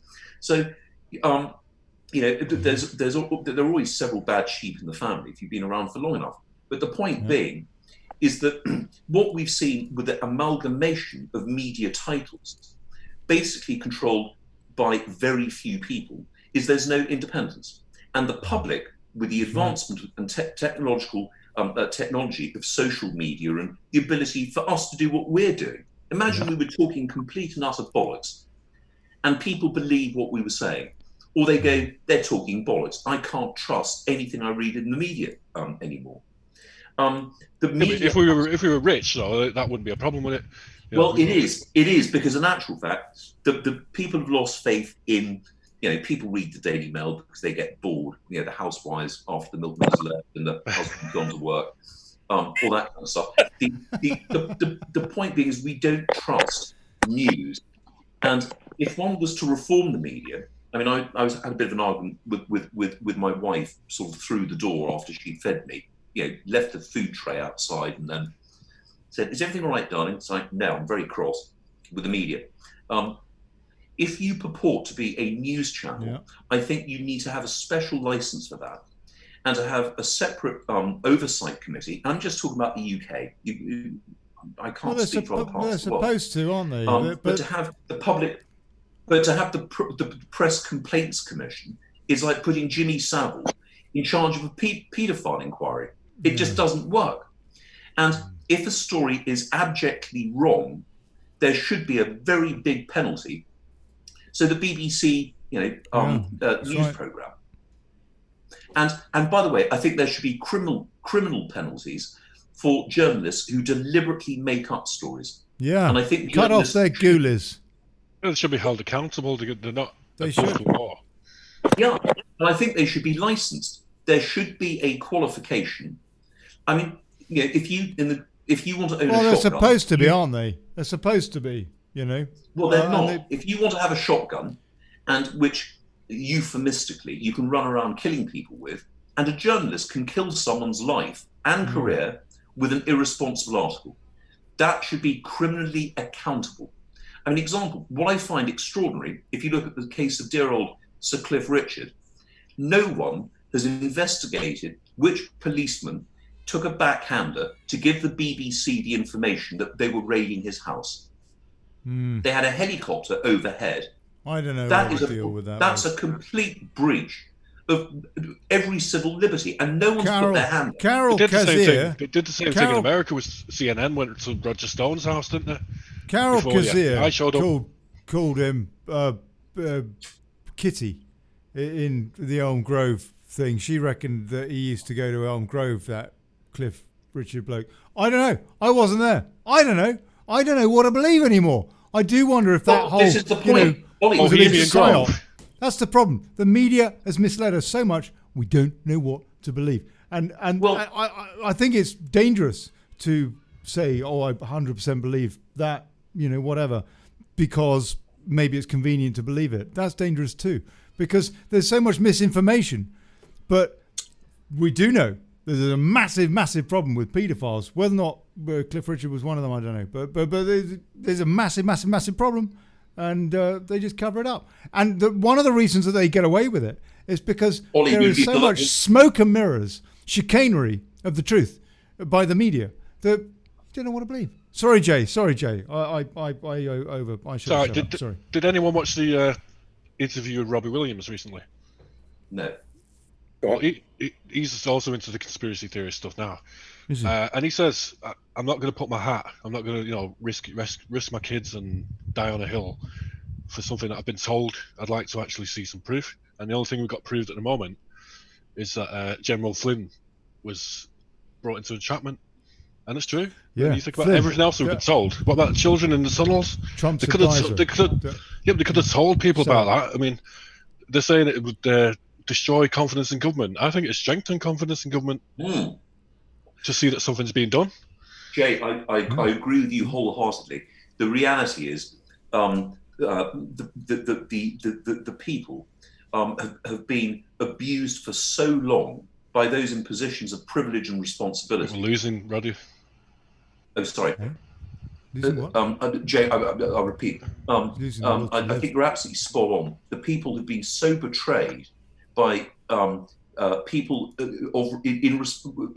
in power or with power, positions of responsibility. I think we've had enough. And with the technological revolution, media platforms, etc., people are they're turning off. And they're going, look, we don't believe you anymore. We can't believe anything we read in the press, particularly if it's a press statement out of Alistair Campbell or the press office in, the Foreign Office. I mean, you name it. But it does require a movement for reform. But Rodri, don't you think that people would respect Prince Andrew a hell of a lot more if he just fessed up and said, "Yeah, okay, I did. I mixed with the I don't. I don't think they would. I don't think they'd respect him either way. It goes back to that Black Mirror episode. The guy who was forced to have sex with a pig, was it, in order to rescue? Oh, was that David Cameron? That was at the Bullingdon. Yeah, that was based at the Bullingdon Club. Yeah. That was having a bit of oral. He paid good money for a ticket for that. Porcine premiere. No, I think that episode was actually just a parody of Cameron, wasn't it? And his bacon fetish. Yeah. Why would he have to have sex with a pig to rescue a princess? I don't know. I mean, look at Jeremy Corbyn. He had one or two, didn't he? Anyway, right, won't go there. I just want to at this juncture of the show, I just want to show you, folks, the new site The new site. Where is it? Hold on. There it is. Right, there you go. Right, this is the new site. The new site, dailychaos.news. So go and check it out, people. One or two folks have said to me they can't find it. It's not difficult, people. dailychaos.news. That's it. N-E-W-S. Not Z like it's the BBC or something. dailychaos.news. And have you pinned the link on? Go there. Pin a link. The link's there. The link's there. It's there, actually. It's just there. There. Oh yeah, it's at the top of the screen. So go. I'll change that font to red to make it obvious. Go and sign up, people. Sign up. That is our new home for this show, anyway. And also, hopefully, for a brilliant resource. Look, on this, I just wanted to show you quickly, very, very briefly, because it took me bloody ages to build this thing, yeah? So anyway, look, it's got a cracking forum with all sorts of different stuff that you can, shove stuff in, and you can PM other people so that people can keep in touch, and you can have group chats, and just, so that you can, plot how to, whatever. And there's all sorts of things in there you can do, and you can embed any kind of file pretty much, upload and stuff. So it's quite a useful resource, hopefully, for a place for activists to go to and get, things like whatever. But basically, and best of all, you won't be flagged for fake news. And you won't, yeah, that's right, exactly. And so there you go. So get there sign up, register, and all that. And if you have, thank you. And I know 100 people or so have subscribed for the newsletter before, so thank you for that. God bless you. Get there and sign up and make that forum hum, because together, we're strong. And I don't know about you, but whenever I post anything on Facebook, I just wonder if they're going to ban me. Are they going to ban me today? I don't know. And frankly, it's the same with YouTube. When I was putting out the stream for this, it took ages to be able to connect the damn thing. That possibly was me, I don't know. But it did take a while, and I had to do all sorts of jiggery poker. Even on VK, I had problems tonight, although that was my fault. VK is fine, except that it's a bit clunky, frankly. I think my forum is less clunky than VK. Get on there. dailychaos.news.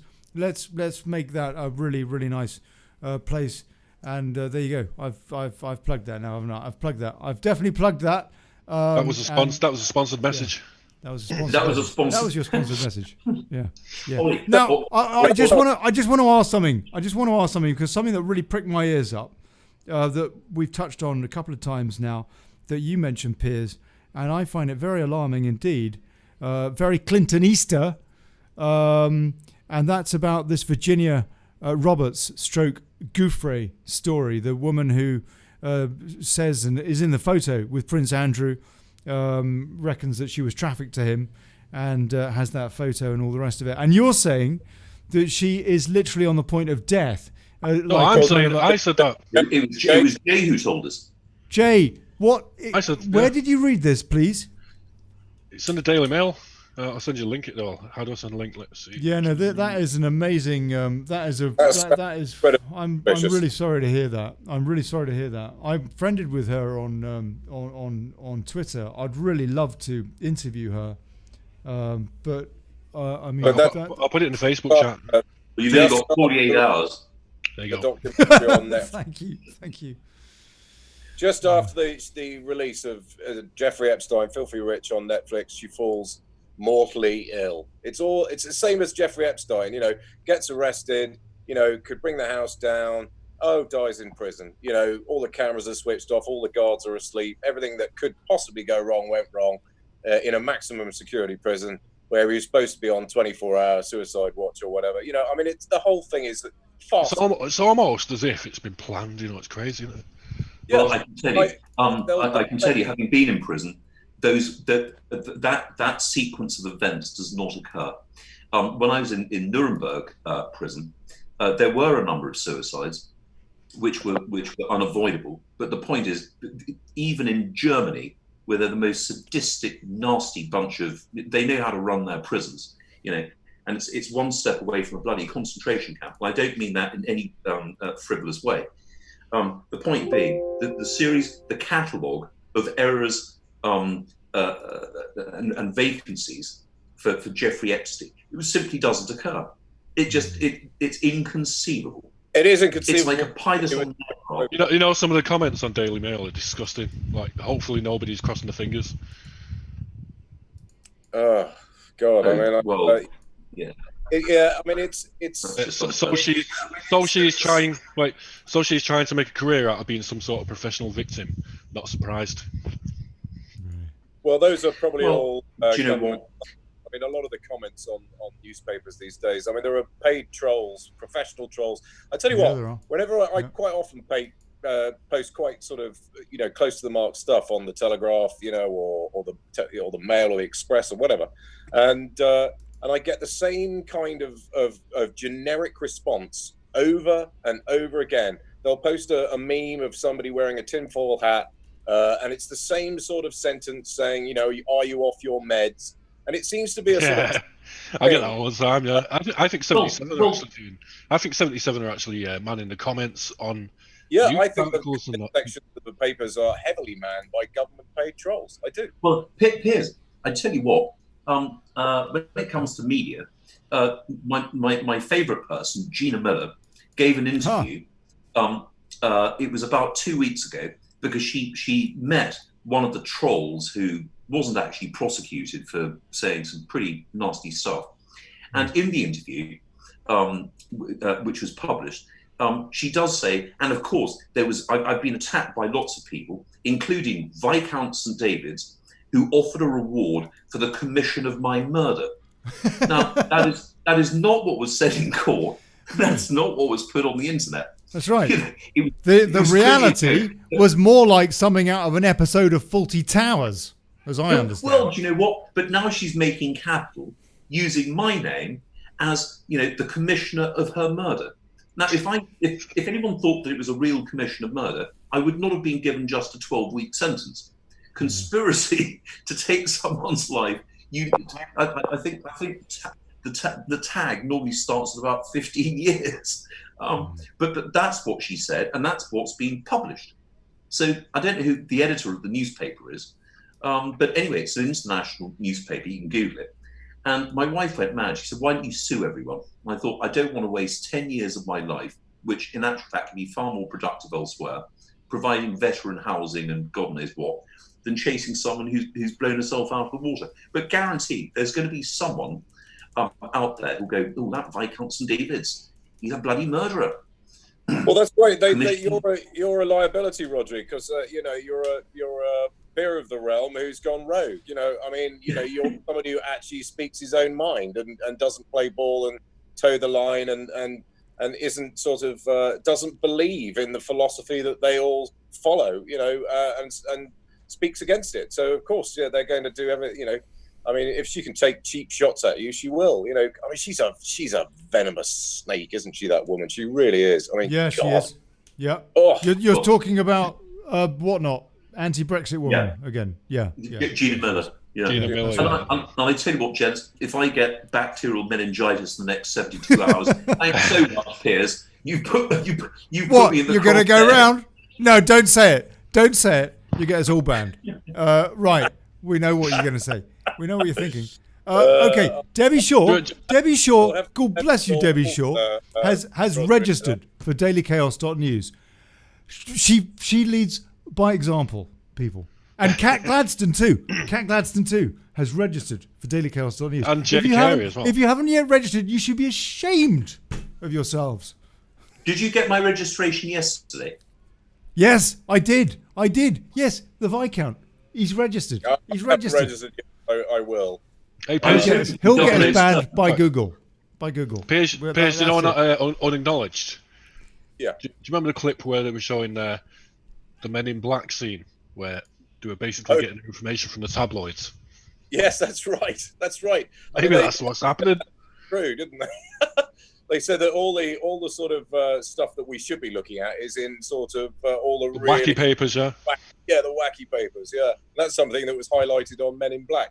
It just goes to show how much genuine information they put in these sci-fi films and things. It's hiding in plain sight. They hide all the best secrets in plain sight for all to see. But they paint them in such a way that nobody ever pays any bloody attention to them. So it's like the gaming industry. To get like you got developers who make a game, and it's a good game, and then the publishers get hold of it and they start tearing it apart and making you pay for stuff that you didn't pay for before, giving you half a game. So it goes from there to being messed about with by publishers and then released as a complete mess. Jay, I tell you what, I had that incident the other day. I was asked to pay a subscription to Pornhub. I was outraged because it said it's free. It's free, yeah. It's free till Tuesday, wasn't it? Or something, I can't remember. Yeah, exactly. They get you hooked, and then that's it. They then ask for your credit card details. The bastards. Should we take some comments? You know, Rodri, you basically clicked on the live chat rooms, didn't you? And those are the ones you have to pay for. No, right. I can't afford to do it because I don't want to go back to the game again. Very naughty. Very naughty. Not only is the peer of a realm a potential murderer, he's also sexist, fat shaming. It's like, are you joking? You are funny. Oh, right? Yeah, okay. Speaking about that, is Eddie Murphy's Coming to America was banned because he played a Jew, didn't he, in the barbershop? No, the old Jewish I'm guessing, yeah, the old Jewish guy that he played. No, they've banned Coming to America. That's one of my favourite films. Yeah, it's quite funny. It's quite funny. I bet they'll ban Naughty Professor next because of fat shaming. I mean, it is modern day equivalent of book burning now. It really is. It is. Gone. And that's what happens. There's only one person that did that. That's what happens next. Only one race that did that. I got the wrong film. I saw a film that I had to pay for called Coming in America. Didn't have Eddie Murphy. Probably cost more as well. Maybe it did before he made it. Right. Okay. Mookie Puck says they still haven't isolated the virus and they measure it on a spectrum test so it can be manipulated. It's all bollocks, says Mookie Puck. Yeah, frankly. And I mean, those stats from the CDC. The WHO recently said that the asymptomatic are very rare to infect the people who actually got it.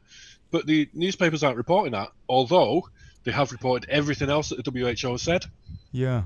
Yeah. I mean, we should spend a bit of time on this because. Have you seen that footage of the head story. WHO? There's some video footage of him wearing some very tight shorts and a sort of skimpy crop T-shirt, sort of. A bit like George Michael.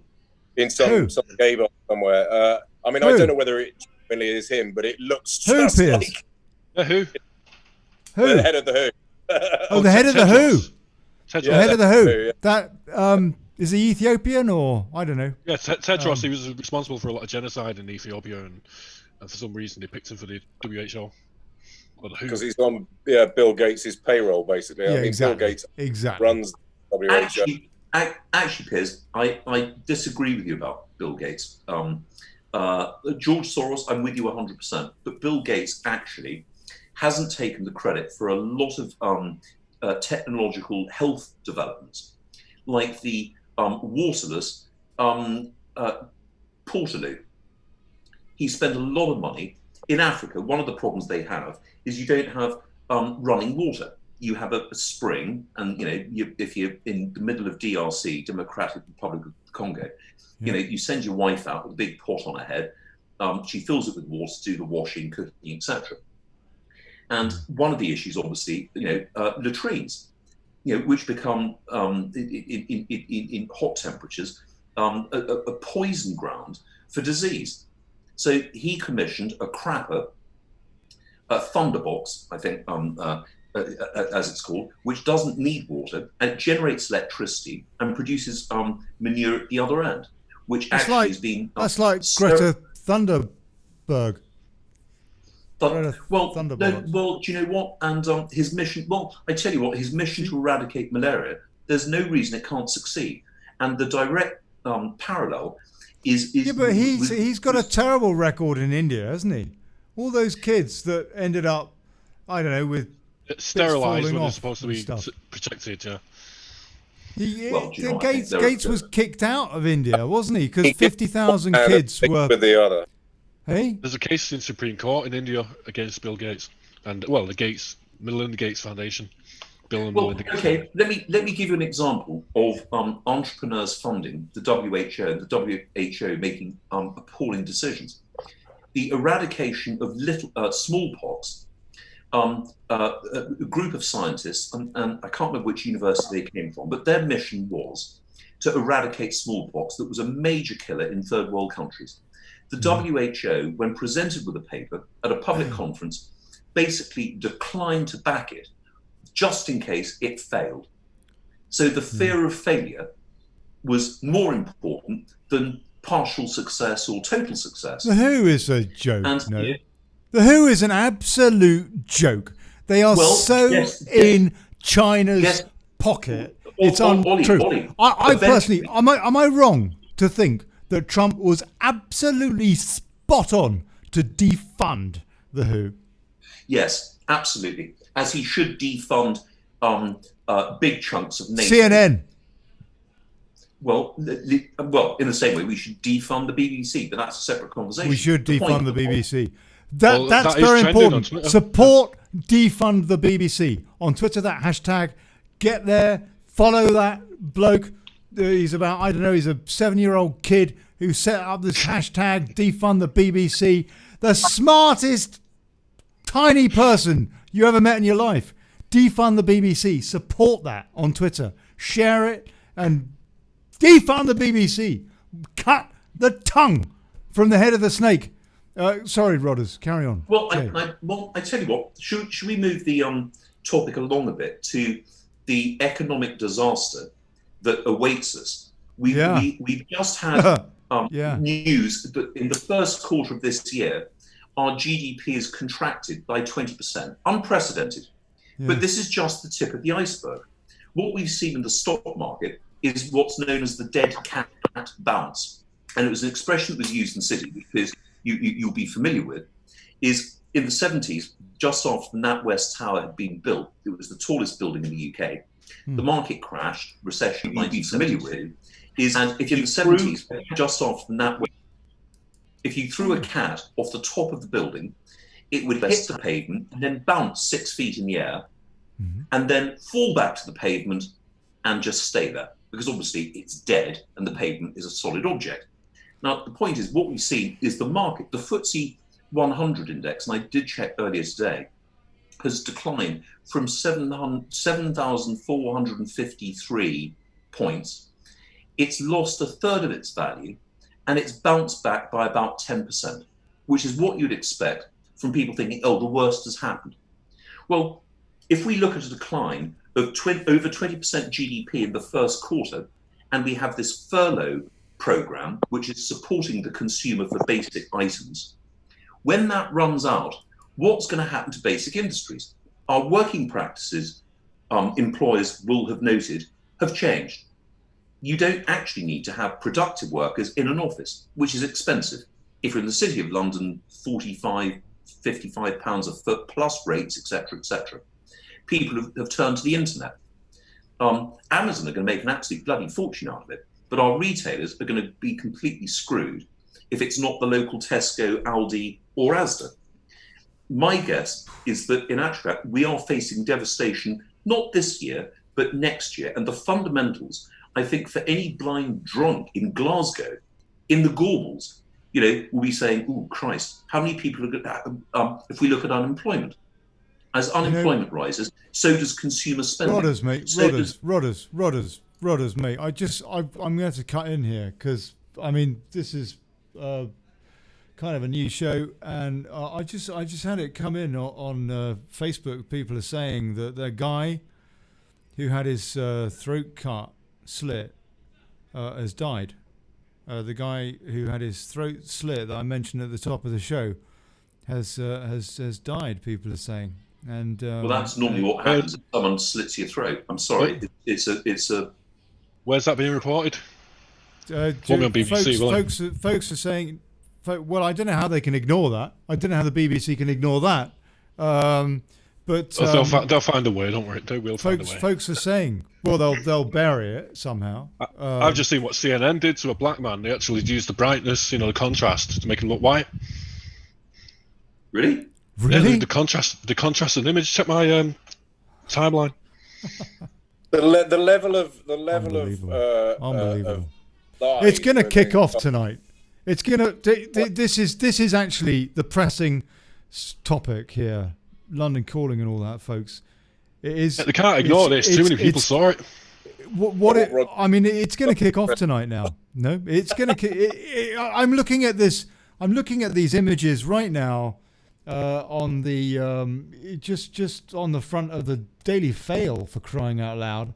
And there you go. And it's hold on. There you go. And this is nothing compared to some of the stuff that I've seen today. But that's at Waterloo. They're calling it the Battle of Waterloo, and it's a bunch of black blokes who are got this white guy on the ground, and they're kicking him in all over. And this it just seems to me that I don't know. I mean, they say clashes between far right thugs, Black Lives Matter supporters. Did you hear? And let me just read. Let me just read so that people get an idea of what people are saying in terms of at least the fake stream media. But I mean, I don't think they can ignore everything. Can they? Far right. Yeah. Well, it's a lie. We know that. But this is the way they're covering it, just out of interest, because frankly, we got such little information. I'm pulling stuff on WhatsApp as well from the World News Group. Yeah, the World News Group. But I can't repeat most of the stuff on there. Said there, and violent BLM activists. So they actually say, and violent BLM activists fight running battles and attack police in London as rival statue protests descended to clashes driven. Now, this is one of the points they're making, by 1,000 troublemakers, while other anti-racism marches pass off peacefully around UK with huge crowds. Well, what about the, protecting the culture protests? They were peaceful as well, because we saw videos showing how peaceful they were, and people picking up the litter in Parliament Square. They picked up all the litter. Compare that to last week. Compare that to the US riots, for crying out loud. Clashes between far-right thugs, Black Lives Matter, this is according to the Daily Fail, supporters and bloody videos coming up on their website. And riot police erupted in Trafalgar Square today, and at Waterloo Station as approximately 1,300 troublemakers remained in central London tonight after a 5 p.m. curfew set by police. Police chiefs imposed the 5 p.m. curfew on all demonstrations. Okay, so the bottom line is, this is going to go into the night. Is this the beginning of a race war? Yes. If that guy's dead, yeah, I think it will be. I mean, because a black guy killing a white guy, letting his throat in front of tons of people with cameras.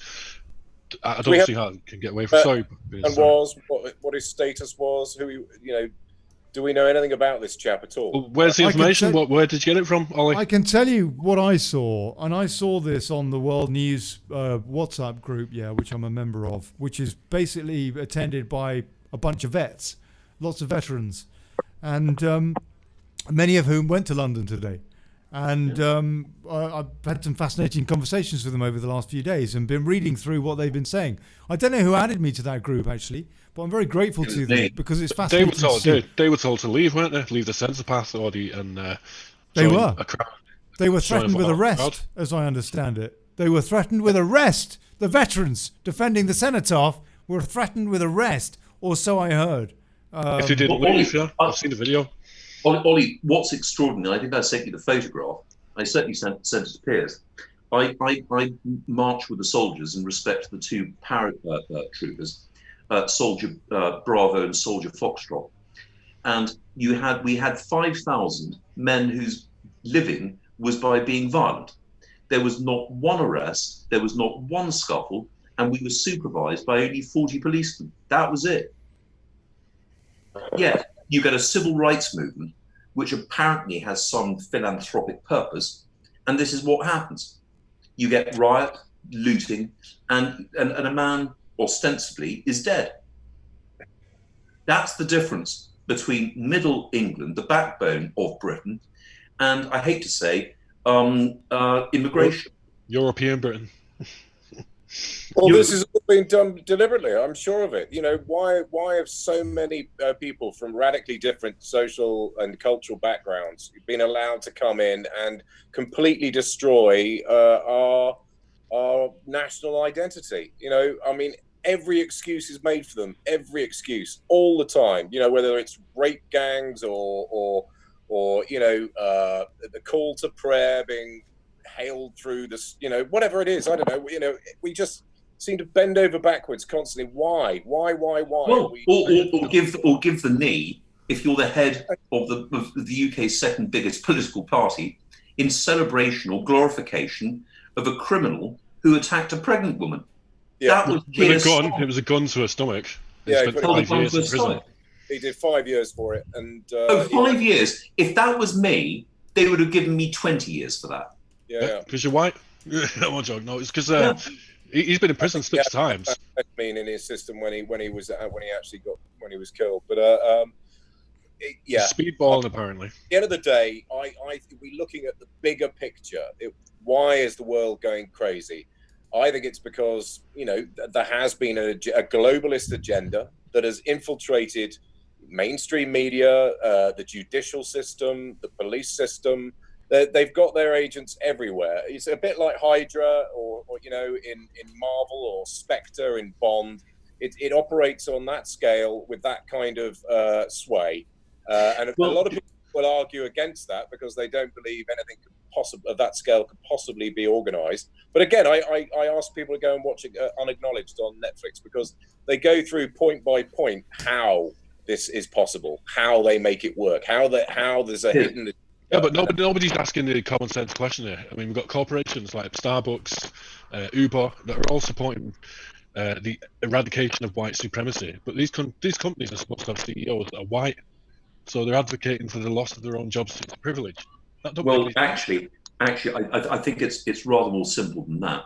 If you want to control the world, you control the media, for the simple reason that if you're not in the media, you do appreciate and understand how the media can either make you or break you. And more specifically, it's the breaking, it's the threat. Information is power. Well, do you know what? Precisely. And so, in actual fact, if you put the concentration of the media into a few hands, and I'll go with you, Piers, on this conspiracy plot, the people who control the media control the politicians. Why is it that the politicians can't afford to say, in actual fact, 65% of our prison population are from cultural minorities?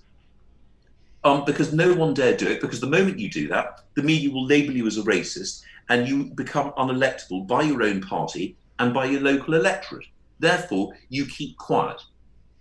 And it is pure cowardice, but it's controlled by the media. I don't go with this theory that there's a sort of Blofeld network of millions of agents and spies and what have you. I think Rupert Murdoch and a handful of other big media owners. And let's not forget, if we look at, you saw the film Citizen Kane. But why is Murdoch and all the other media barons pushing the agenda that they are? Well, have you noticed? Have you noticed in Australia? Have you ever watched Sky News in Australia? Yeah. They're basically talking sense over there, but it's all by the same person. Well, do you know what? Because the Australians wouldn't put up with bollocks, because in actual fact, they've got less population density. If we look at population density, it features very highly in the extremity of left-wing politics.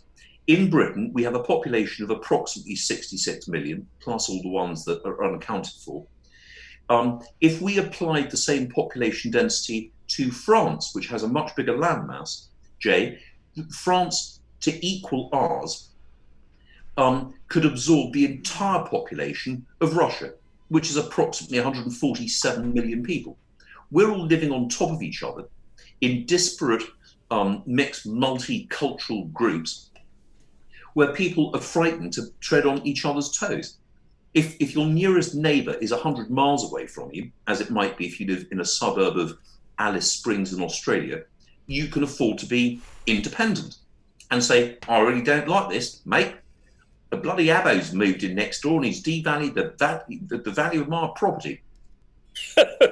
We can't afford to do that, because you get some Jamaican thug with a machete who turns up and says, are you dissing me, man? If you put rats in a very dense population, they end up going bananas and killing each other. That's true. Actually, they've done experiments, haven't they, with where they built a sort of rat city and gave them loads of food and then withdrew it or reduced it.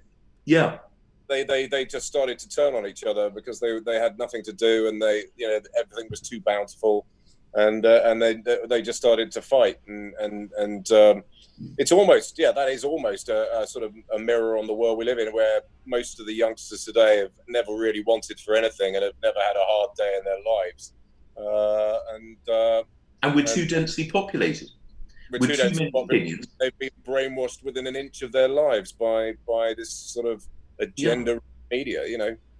I mean, you say there's no men behind the curtains pulling the strings of the media barons, but I disagree. I mean, why would they be? But then maybe, but I don't think in the same quantities that you imagine. I think it's. Yeah, I know. Okay, perhaps I went a bit overboard, but I mean, the key individuals, whether it be the judiciary, the police, the media barons, the key people that are the key decision makers about the overriding agenda, that they're the ones that get to say whether it gets printed or not, or the tone of how it gets printed. Like the Freemasons.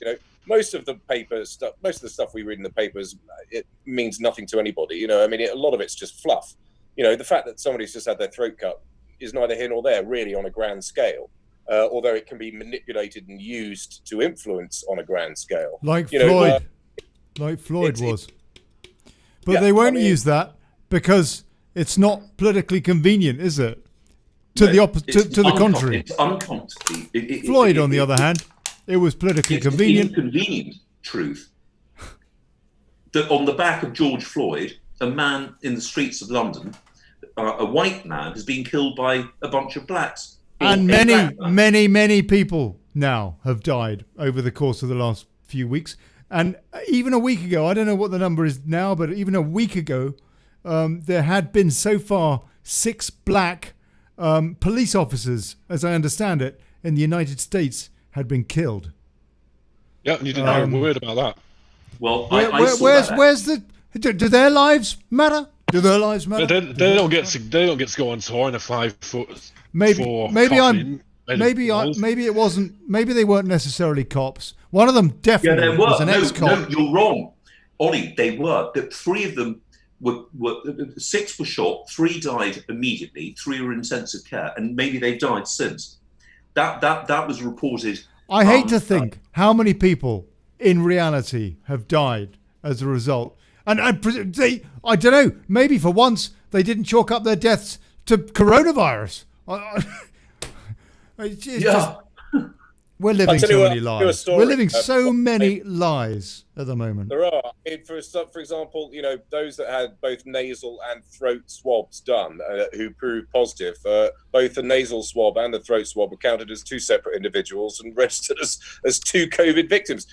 Just because they had 2 different types of swab. I mean, Piers, I had 4 swabs. I had one up the hooter, one in the mouth. They put one in your armpit and one in your groin. Right. They didn't pop one up your willy, because that's the worst. Are there 4? So they were registered your COVID case as 4 different individuals. Probably it was 4 separate swabs. You don't want to swab up the willy.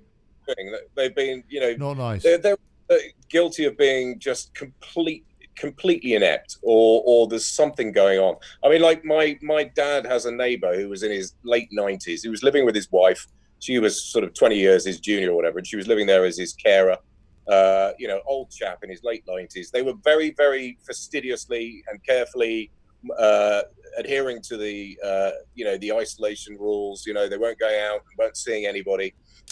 He got pneumonia and he died, and the doctors put COVID-19 on his death certificate without checking. So, I think this sort of thing is happening time immemorial. There is a chance that the infection could have got in somehow, or maybe a delivery of food on a plastic bag or whatever. I don't know. But neither of them, his wife hasn't demonstrated any symptoms, and she's in her 70s. It seems unlikely, highly unlikely, that he would have died of COVID, and yet that was. Well, Piers, if you all you've got to do is to take the mortality rates, and you can look them up. It's not the British Medical Association. It's one of our stat offices. mortality rates. The ONS, of the first, the ONS. thingy of National Statistics, Office of National Statistics. If you look at the number of people who died January, February, March of last year, in actual fact, was higher than January, February, March of this year. Even with all the manufactured numbers. Well, So do you know what? how come they're saying they reckon that there's an extra 50,000 deaths or something on top? Well, no. What Because I less than half. also have been to that spreadsheet, downloaded it, studied it, and for the life of me, I can't see that there's more deaths going on. Oh no. I did actually. I did see that there are some more deaths. I'm not sure. Yeah, but that's from lockdown.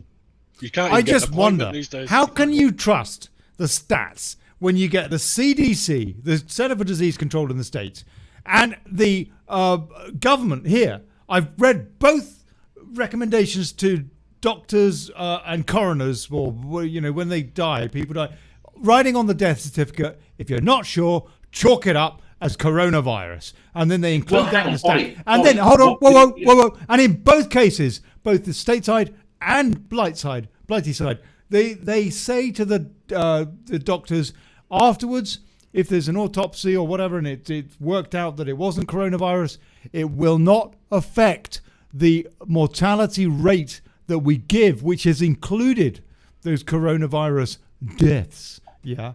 Ollie, It's just a joke. The stats are like something pulled out of George Soros's bottom.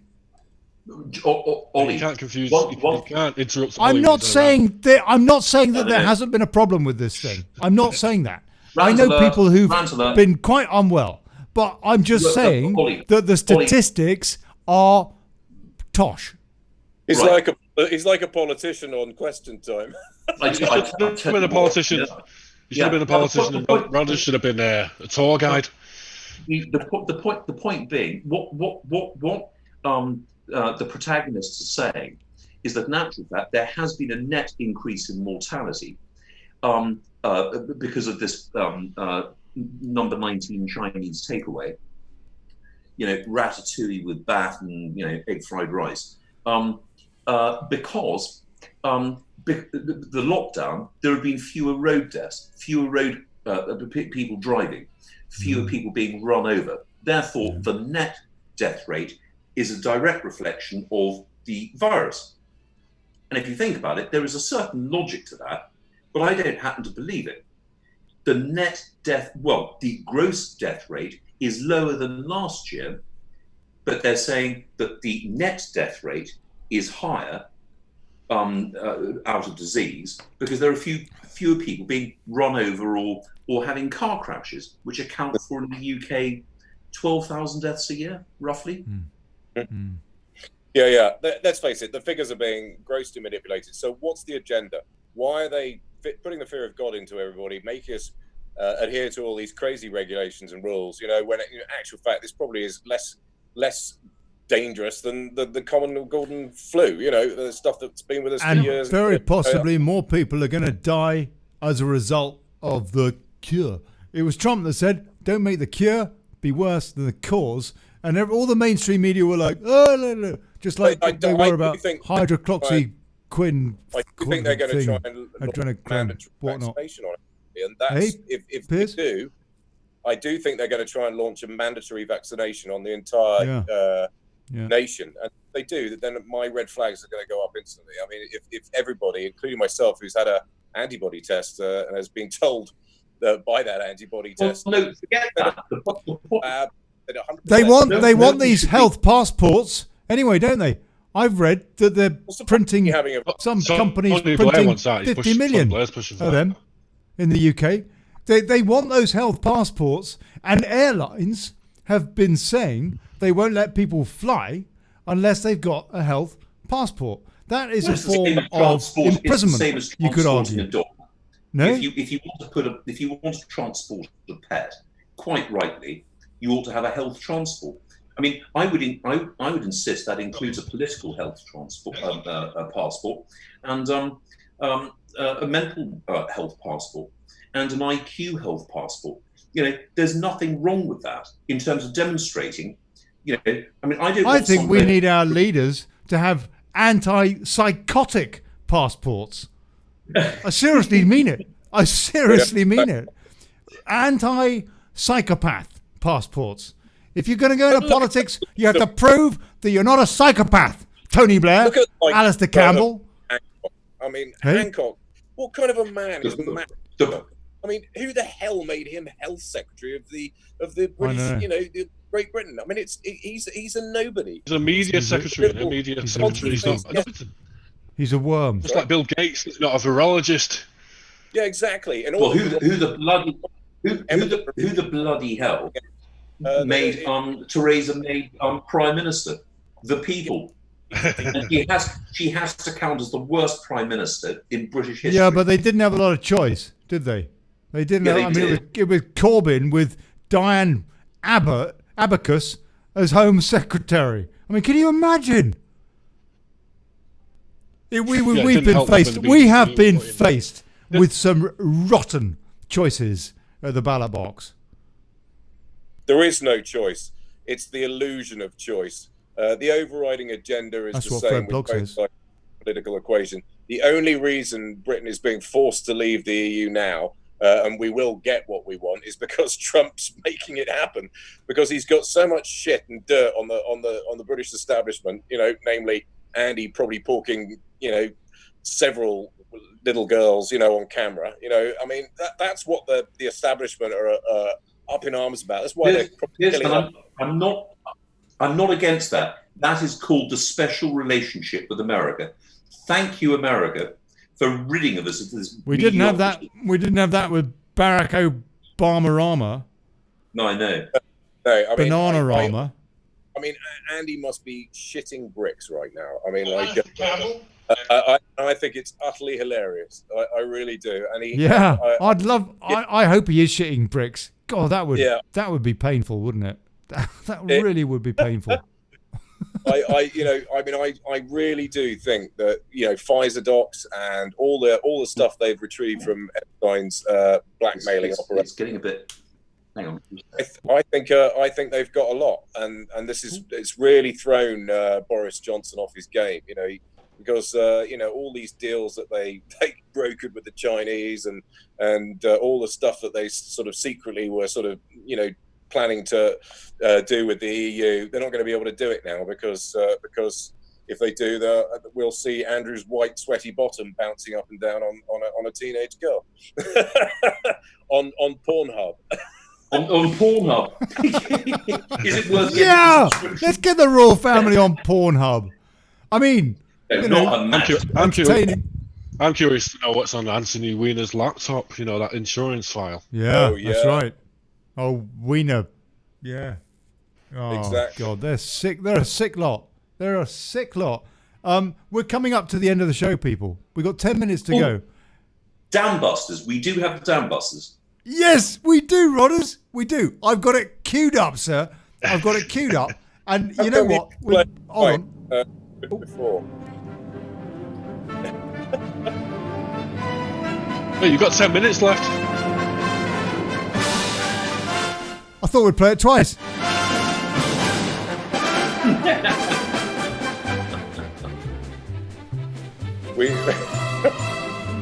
We need a bouncing bomb down Whitehall. No, Trafalgar Square. Whitehall are our guys protecting these statues against Trafalgar Square, who are the other lot.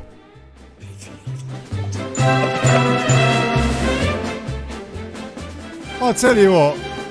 Blitz spirit, people. Blitz spirit. Wait, hold on. Have you heard what's happening in Seattle right now? Oh, yeah, Chaz zone.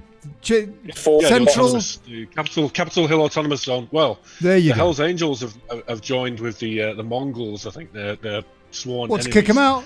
The Hells Angels. Go on, Hells Angels! Hey, they're on the way to Seattle to get rid of Antifa. They're gonna do what the Democrats and the Democratifacts won't allow the president. Oh my to do. God! It's going to turn into a full-blown bloody war, isn't it? That's going to. Kick them out! They've got passports. Stuff like that in the UK. The Chaz Chasters have got passports. They've been giving people passports. People they don't like some bloke that was in there that was streaming. And it turned out he was anti-abortion, and so they kicked him out. I mean, you know, they... Yeah, 4 days. And they complain about ICE. They complain about ICE and the wall and all that. Love it. We need a convoy a mile long of choppers with bikers on them coming in and doing what the police should be doing.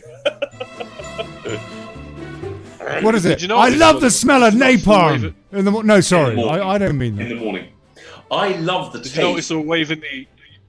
Sorry, snowflake tears for breakfast. Did you notice they were waving the UN flag? The Antifa group were waving the UN flag in Chaz. Now, why would an anarchy group wave a flag for an undemocratic bureaucracy? That's a very good point. It's a subterfuge. It's so they don't lose complete public support. Simple as that. Don't get propaganda as Hitler demonstrated is absolutely everything. As did Sherman Mao and Joseph Stalin. We'll come back. I think the UN, the WHO, the Rockefeller Foundation, all that places. Yeah. No, the Rockefellers are quite a decent bunch, Jay. I don't go with that. I think are they? They're intolerant. They're an intolerant lot. You're right, Kat. Wasn't it David Rockefeller who said that he wanted to chip the entire world, and if they didn't conform, he'd turn the chip off so they couldn't get any money? That's right. Well, that's where we're going, isn't it? RFIDs, cashless society, in the vaccines, and it's going to be 5G control. So they're going to launch 5G, and there's nanotech in the vaccines. You're worried about nanotech. What do you think? You think they're going to basically inject us with little tiny robots? Yeah. Nanochips, and then which will be controlled by 5G. This isn't fake anymore. This is real technology. I mean, they've got controllable little nanobots that they can. They're probably tiny, miniature clones of Hillary Clinton. Have you not seen the Forbes? That are going to be injected into you, and then swimming around. Okay. Ollie, have you not seen the Forbes article that just came out a few days ago saying, "Are you ready for smart dust?" Smart dust. So it's real. It's real. I thought that was something that you ate when you were a kid. Put it in your mouth and it went crackle. Basically, pop. if you compass liver stuff, control it with 5G. If you imagine a mass demonstration in central London, where people are kicking off massively, they can sort of trigger this 5G to drop everybody on the floor. They can. It'll feel like the skin's burning. They'll use this nanotech to fuck with your nervous system and put you down like being hit by a taser gun. So they can have everybody reeling on the ground. Unable to move. I wish we could. I wish we could do that. I wish we could do that in the House of Commons when it comes to stupid votes. It's like I don't want to go along with that one. Press the red button. You'd never switch it off. You never switch it off. Definitely be our guinea pigs for this technology. Just can you switch off such and such? He's boring the tears out of us all. Well, with the first guinea pigs would be the SNP. Anytime an SNP member stood up in the House of Commons, it's like, right, button time. When Blackford gets up to talk bollocks, yeah. But I think it should come with a painful consequence. I.e., there'd be a bit of pain involved, and that's how you condition rats. As soon as they do something which is unacceptable, you give them a little electric shock, and then they don't do it again. I wish we could do that with Nicola Sturgeon, and basically the entire Labour Party, all of whom will waste a bloody space. I'll tell you. Yeah, absolutely. Just keep Sturgeon away from water. That'll do it. If there is a massive vaccination, I will be genuinely. Why are they all named after fish? Yeah. All of them stink like fish. Salmon, whatnot. Sturgeon. Yeah, and there's another one. Oh yes, there's a common theme here: slippery, smelly. I mean, can you imagine getting down on sturgeon? I mean, bloody hell! Oh. What? Oh, come on, mate! Oh, this is a family show. You can't say things like that. She had to become a politician being the most mate, unsuccessful female impersonator in the history of female impersonators. Oh, mate. We'll pass the watershed now. We'll I'm pass the sorry. watershed before. Right, this really is nearly the end of the show now. It really nearly is. Listen, I'd just like to finish by saying I hope Virginia Roberts Guthrie survives, but if she doesn't, then I smell conspiracy. I do anyway. Yeah, see, it's in everything these days. Everything's a conspiracy because it's conspiring between two parties to effect an outcome. So it's always a conspiracy. 48 hours to interview. It's not one this isn't one person doing it all on his own, is it?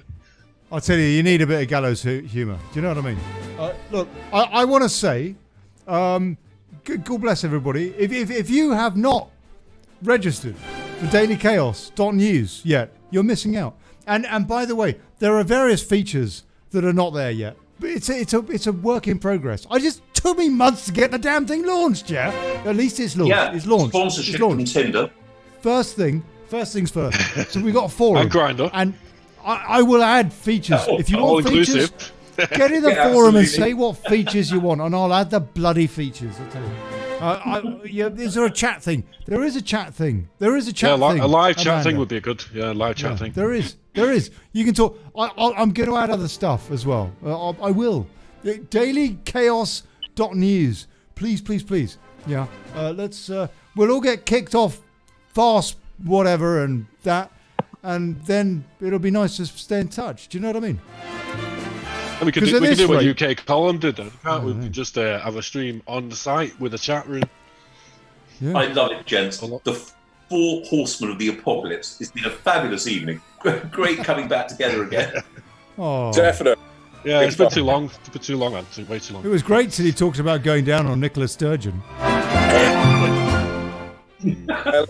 Anchovies. See you next Tuesday. Can't believe. So when are we going to do this? You put again? your fish for life the show. Yeah, you're the one who wants to decide, Ollie. You decide. Is it daily or is it not? Well, I don't know. I mean, not quite yet. No, I don't think you should. I think you should. I think you should do Monday, Wednesday. Do what UK Column does: Monday, Wednesday, Friday, and have a break at the weekend. There you go. Yeah. There you go. Okay. That's a Billy bonus on a Friday. Yeah. So that means that we're on Monday. What time? Because 5 o'clock or whatever it was, I was doing it before. That was useless. Nobody was about. What time? You could try. Farage is no longer on LBC. He's been kicked off. Yeah. I could take his slot. We could do that slot. Yeah. It does it between. There you go. And also, this show will talk about the FCO 30-10-48. Do you know what I mean? Yeah, Nigel Farage. I like it. Well, you should stick him on. Column does it at 1 p.m. Stick him on so Plinth. We pick 2 p.m. when everyone's still just finished with the UK Column. 2 p.m. I don't know. It's up to you. No, that's too. No. You start drinking. I know it's crazy, but you get the numbers. Nigel, what was his slot? 7 o'clock in the evening, something like that. There you go. It's either that or the equivalent of James O'Brien on LBC, who's taken over there from Farage. So I'll see you Monday, and I don't know who's coming. You lot, who's in? Me. Yeah, I'm in. Well, there you go. See you Monday, folks. 4 horsemen of the apocalypse. Right. And thank you to everybody that went down. Where not on Nicola Sturgeon, downtown today. Well done. Blimey. And call in next time. We want to hear what happened. All quite mad. We need people on the ground. We need people on the ground.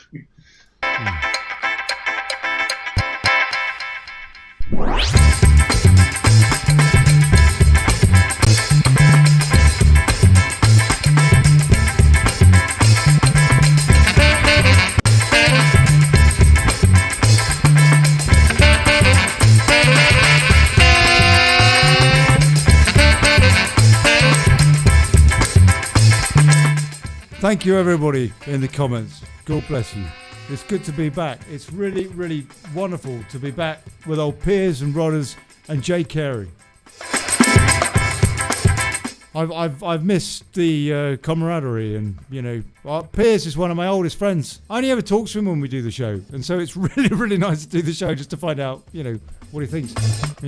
Talk about aliens.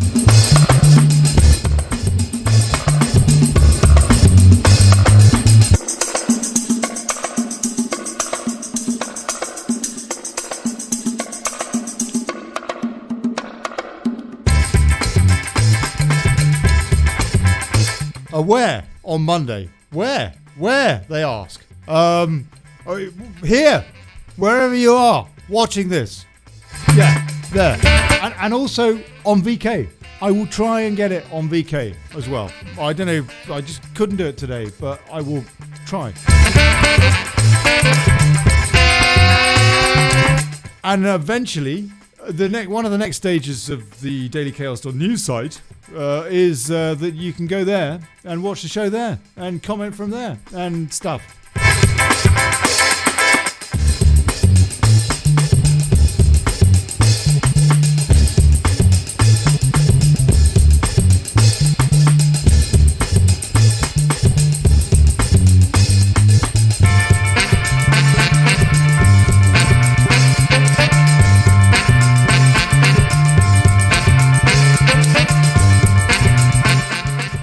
And the show going forward, just by the way, because we've got, I don't know, about 30 seconds of music or something. If you've got guests that you want to put up, get them on themes to suggest and what have you, again, get over to dailychaos.news and there's forums there to suggest away. Places to put videos of whatever shows, not just this show, but whatever shows you want. You can embed them there, stuff like that, all of that. You can do the lot. Right, that's it. God bless you. I'll catch you Monday. Apparently, that's it. Yeah, Monday, Wednesday, Friday. Is that right? Something like that. Yeah, on the usual channels. Right. Okay. Have a great day tomorrow. God bless you. Ciao.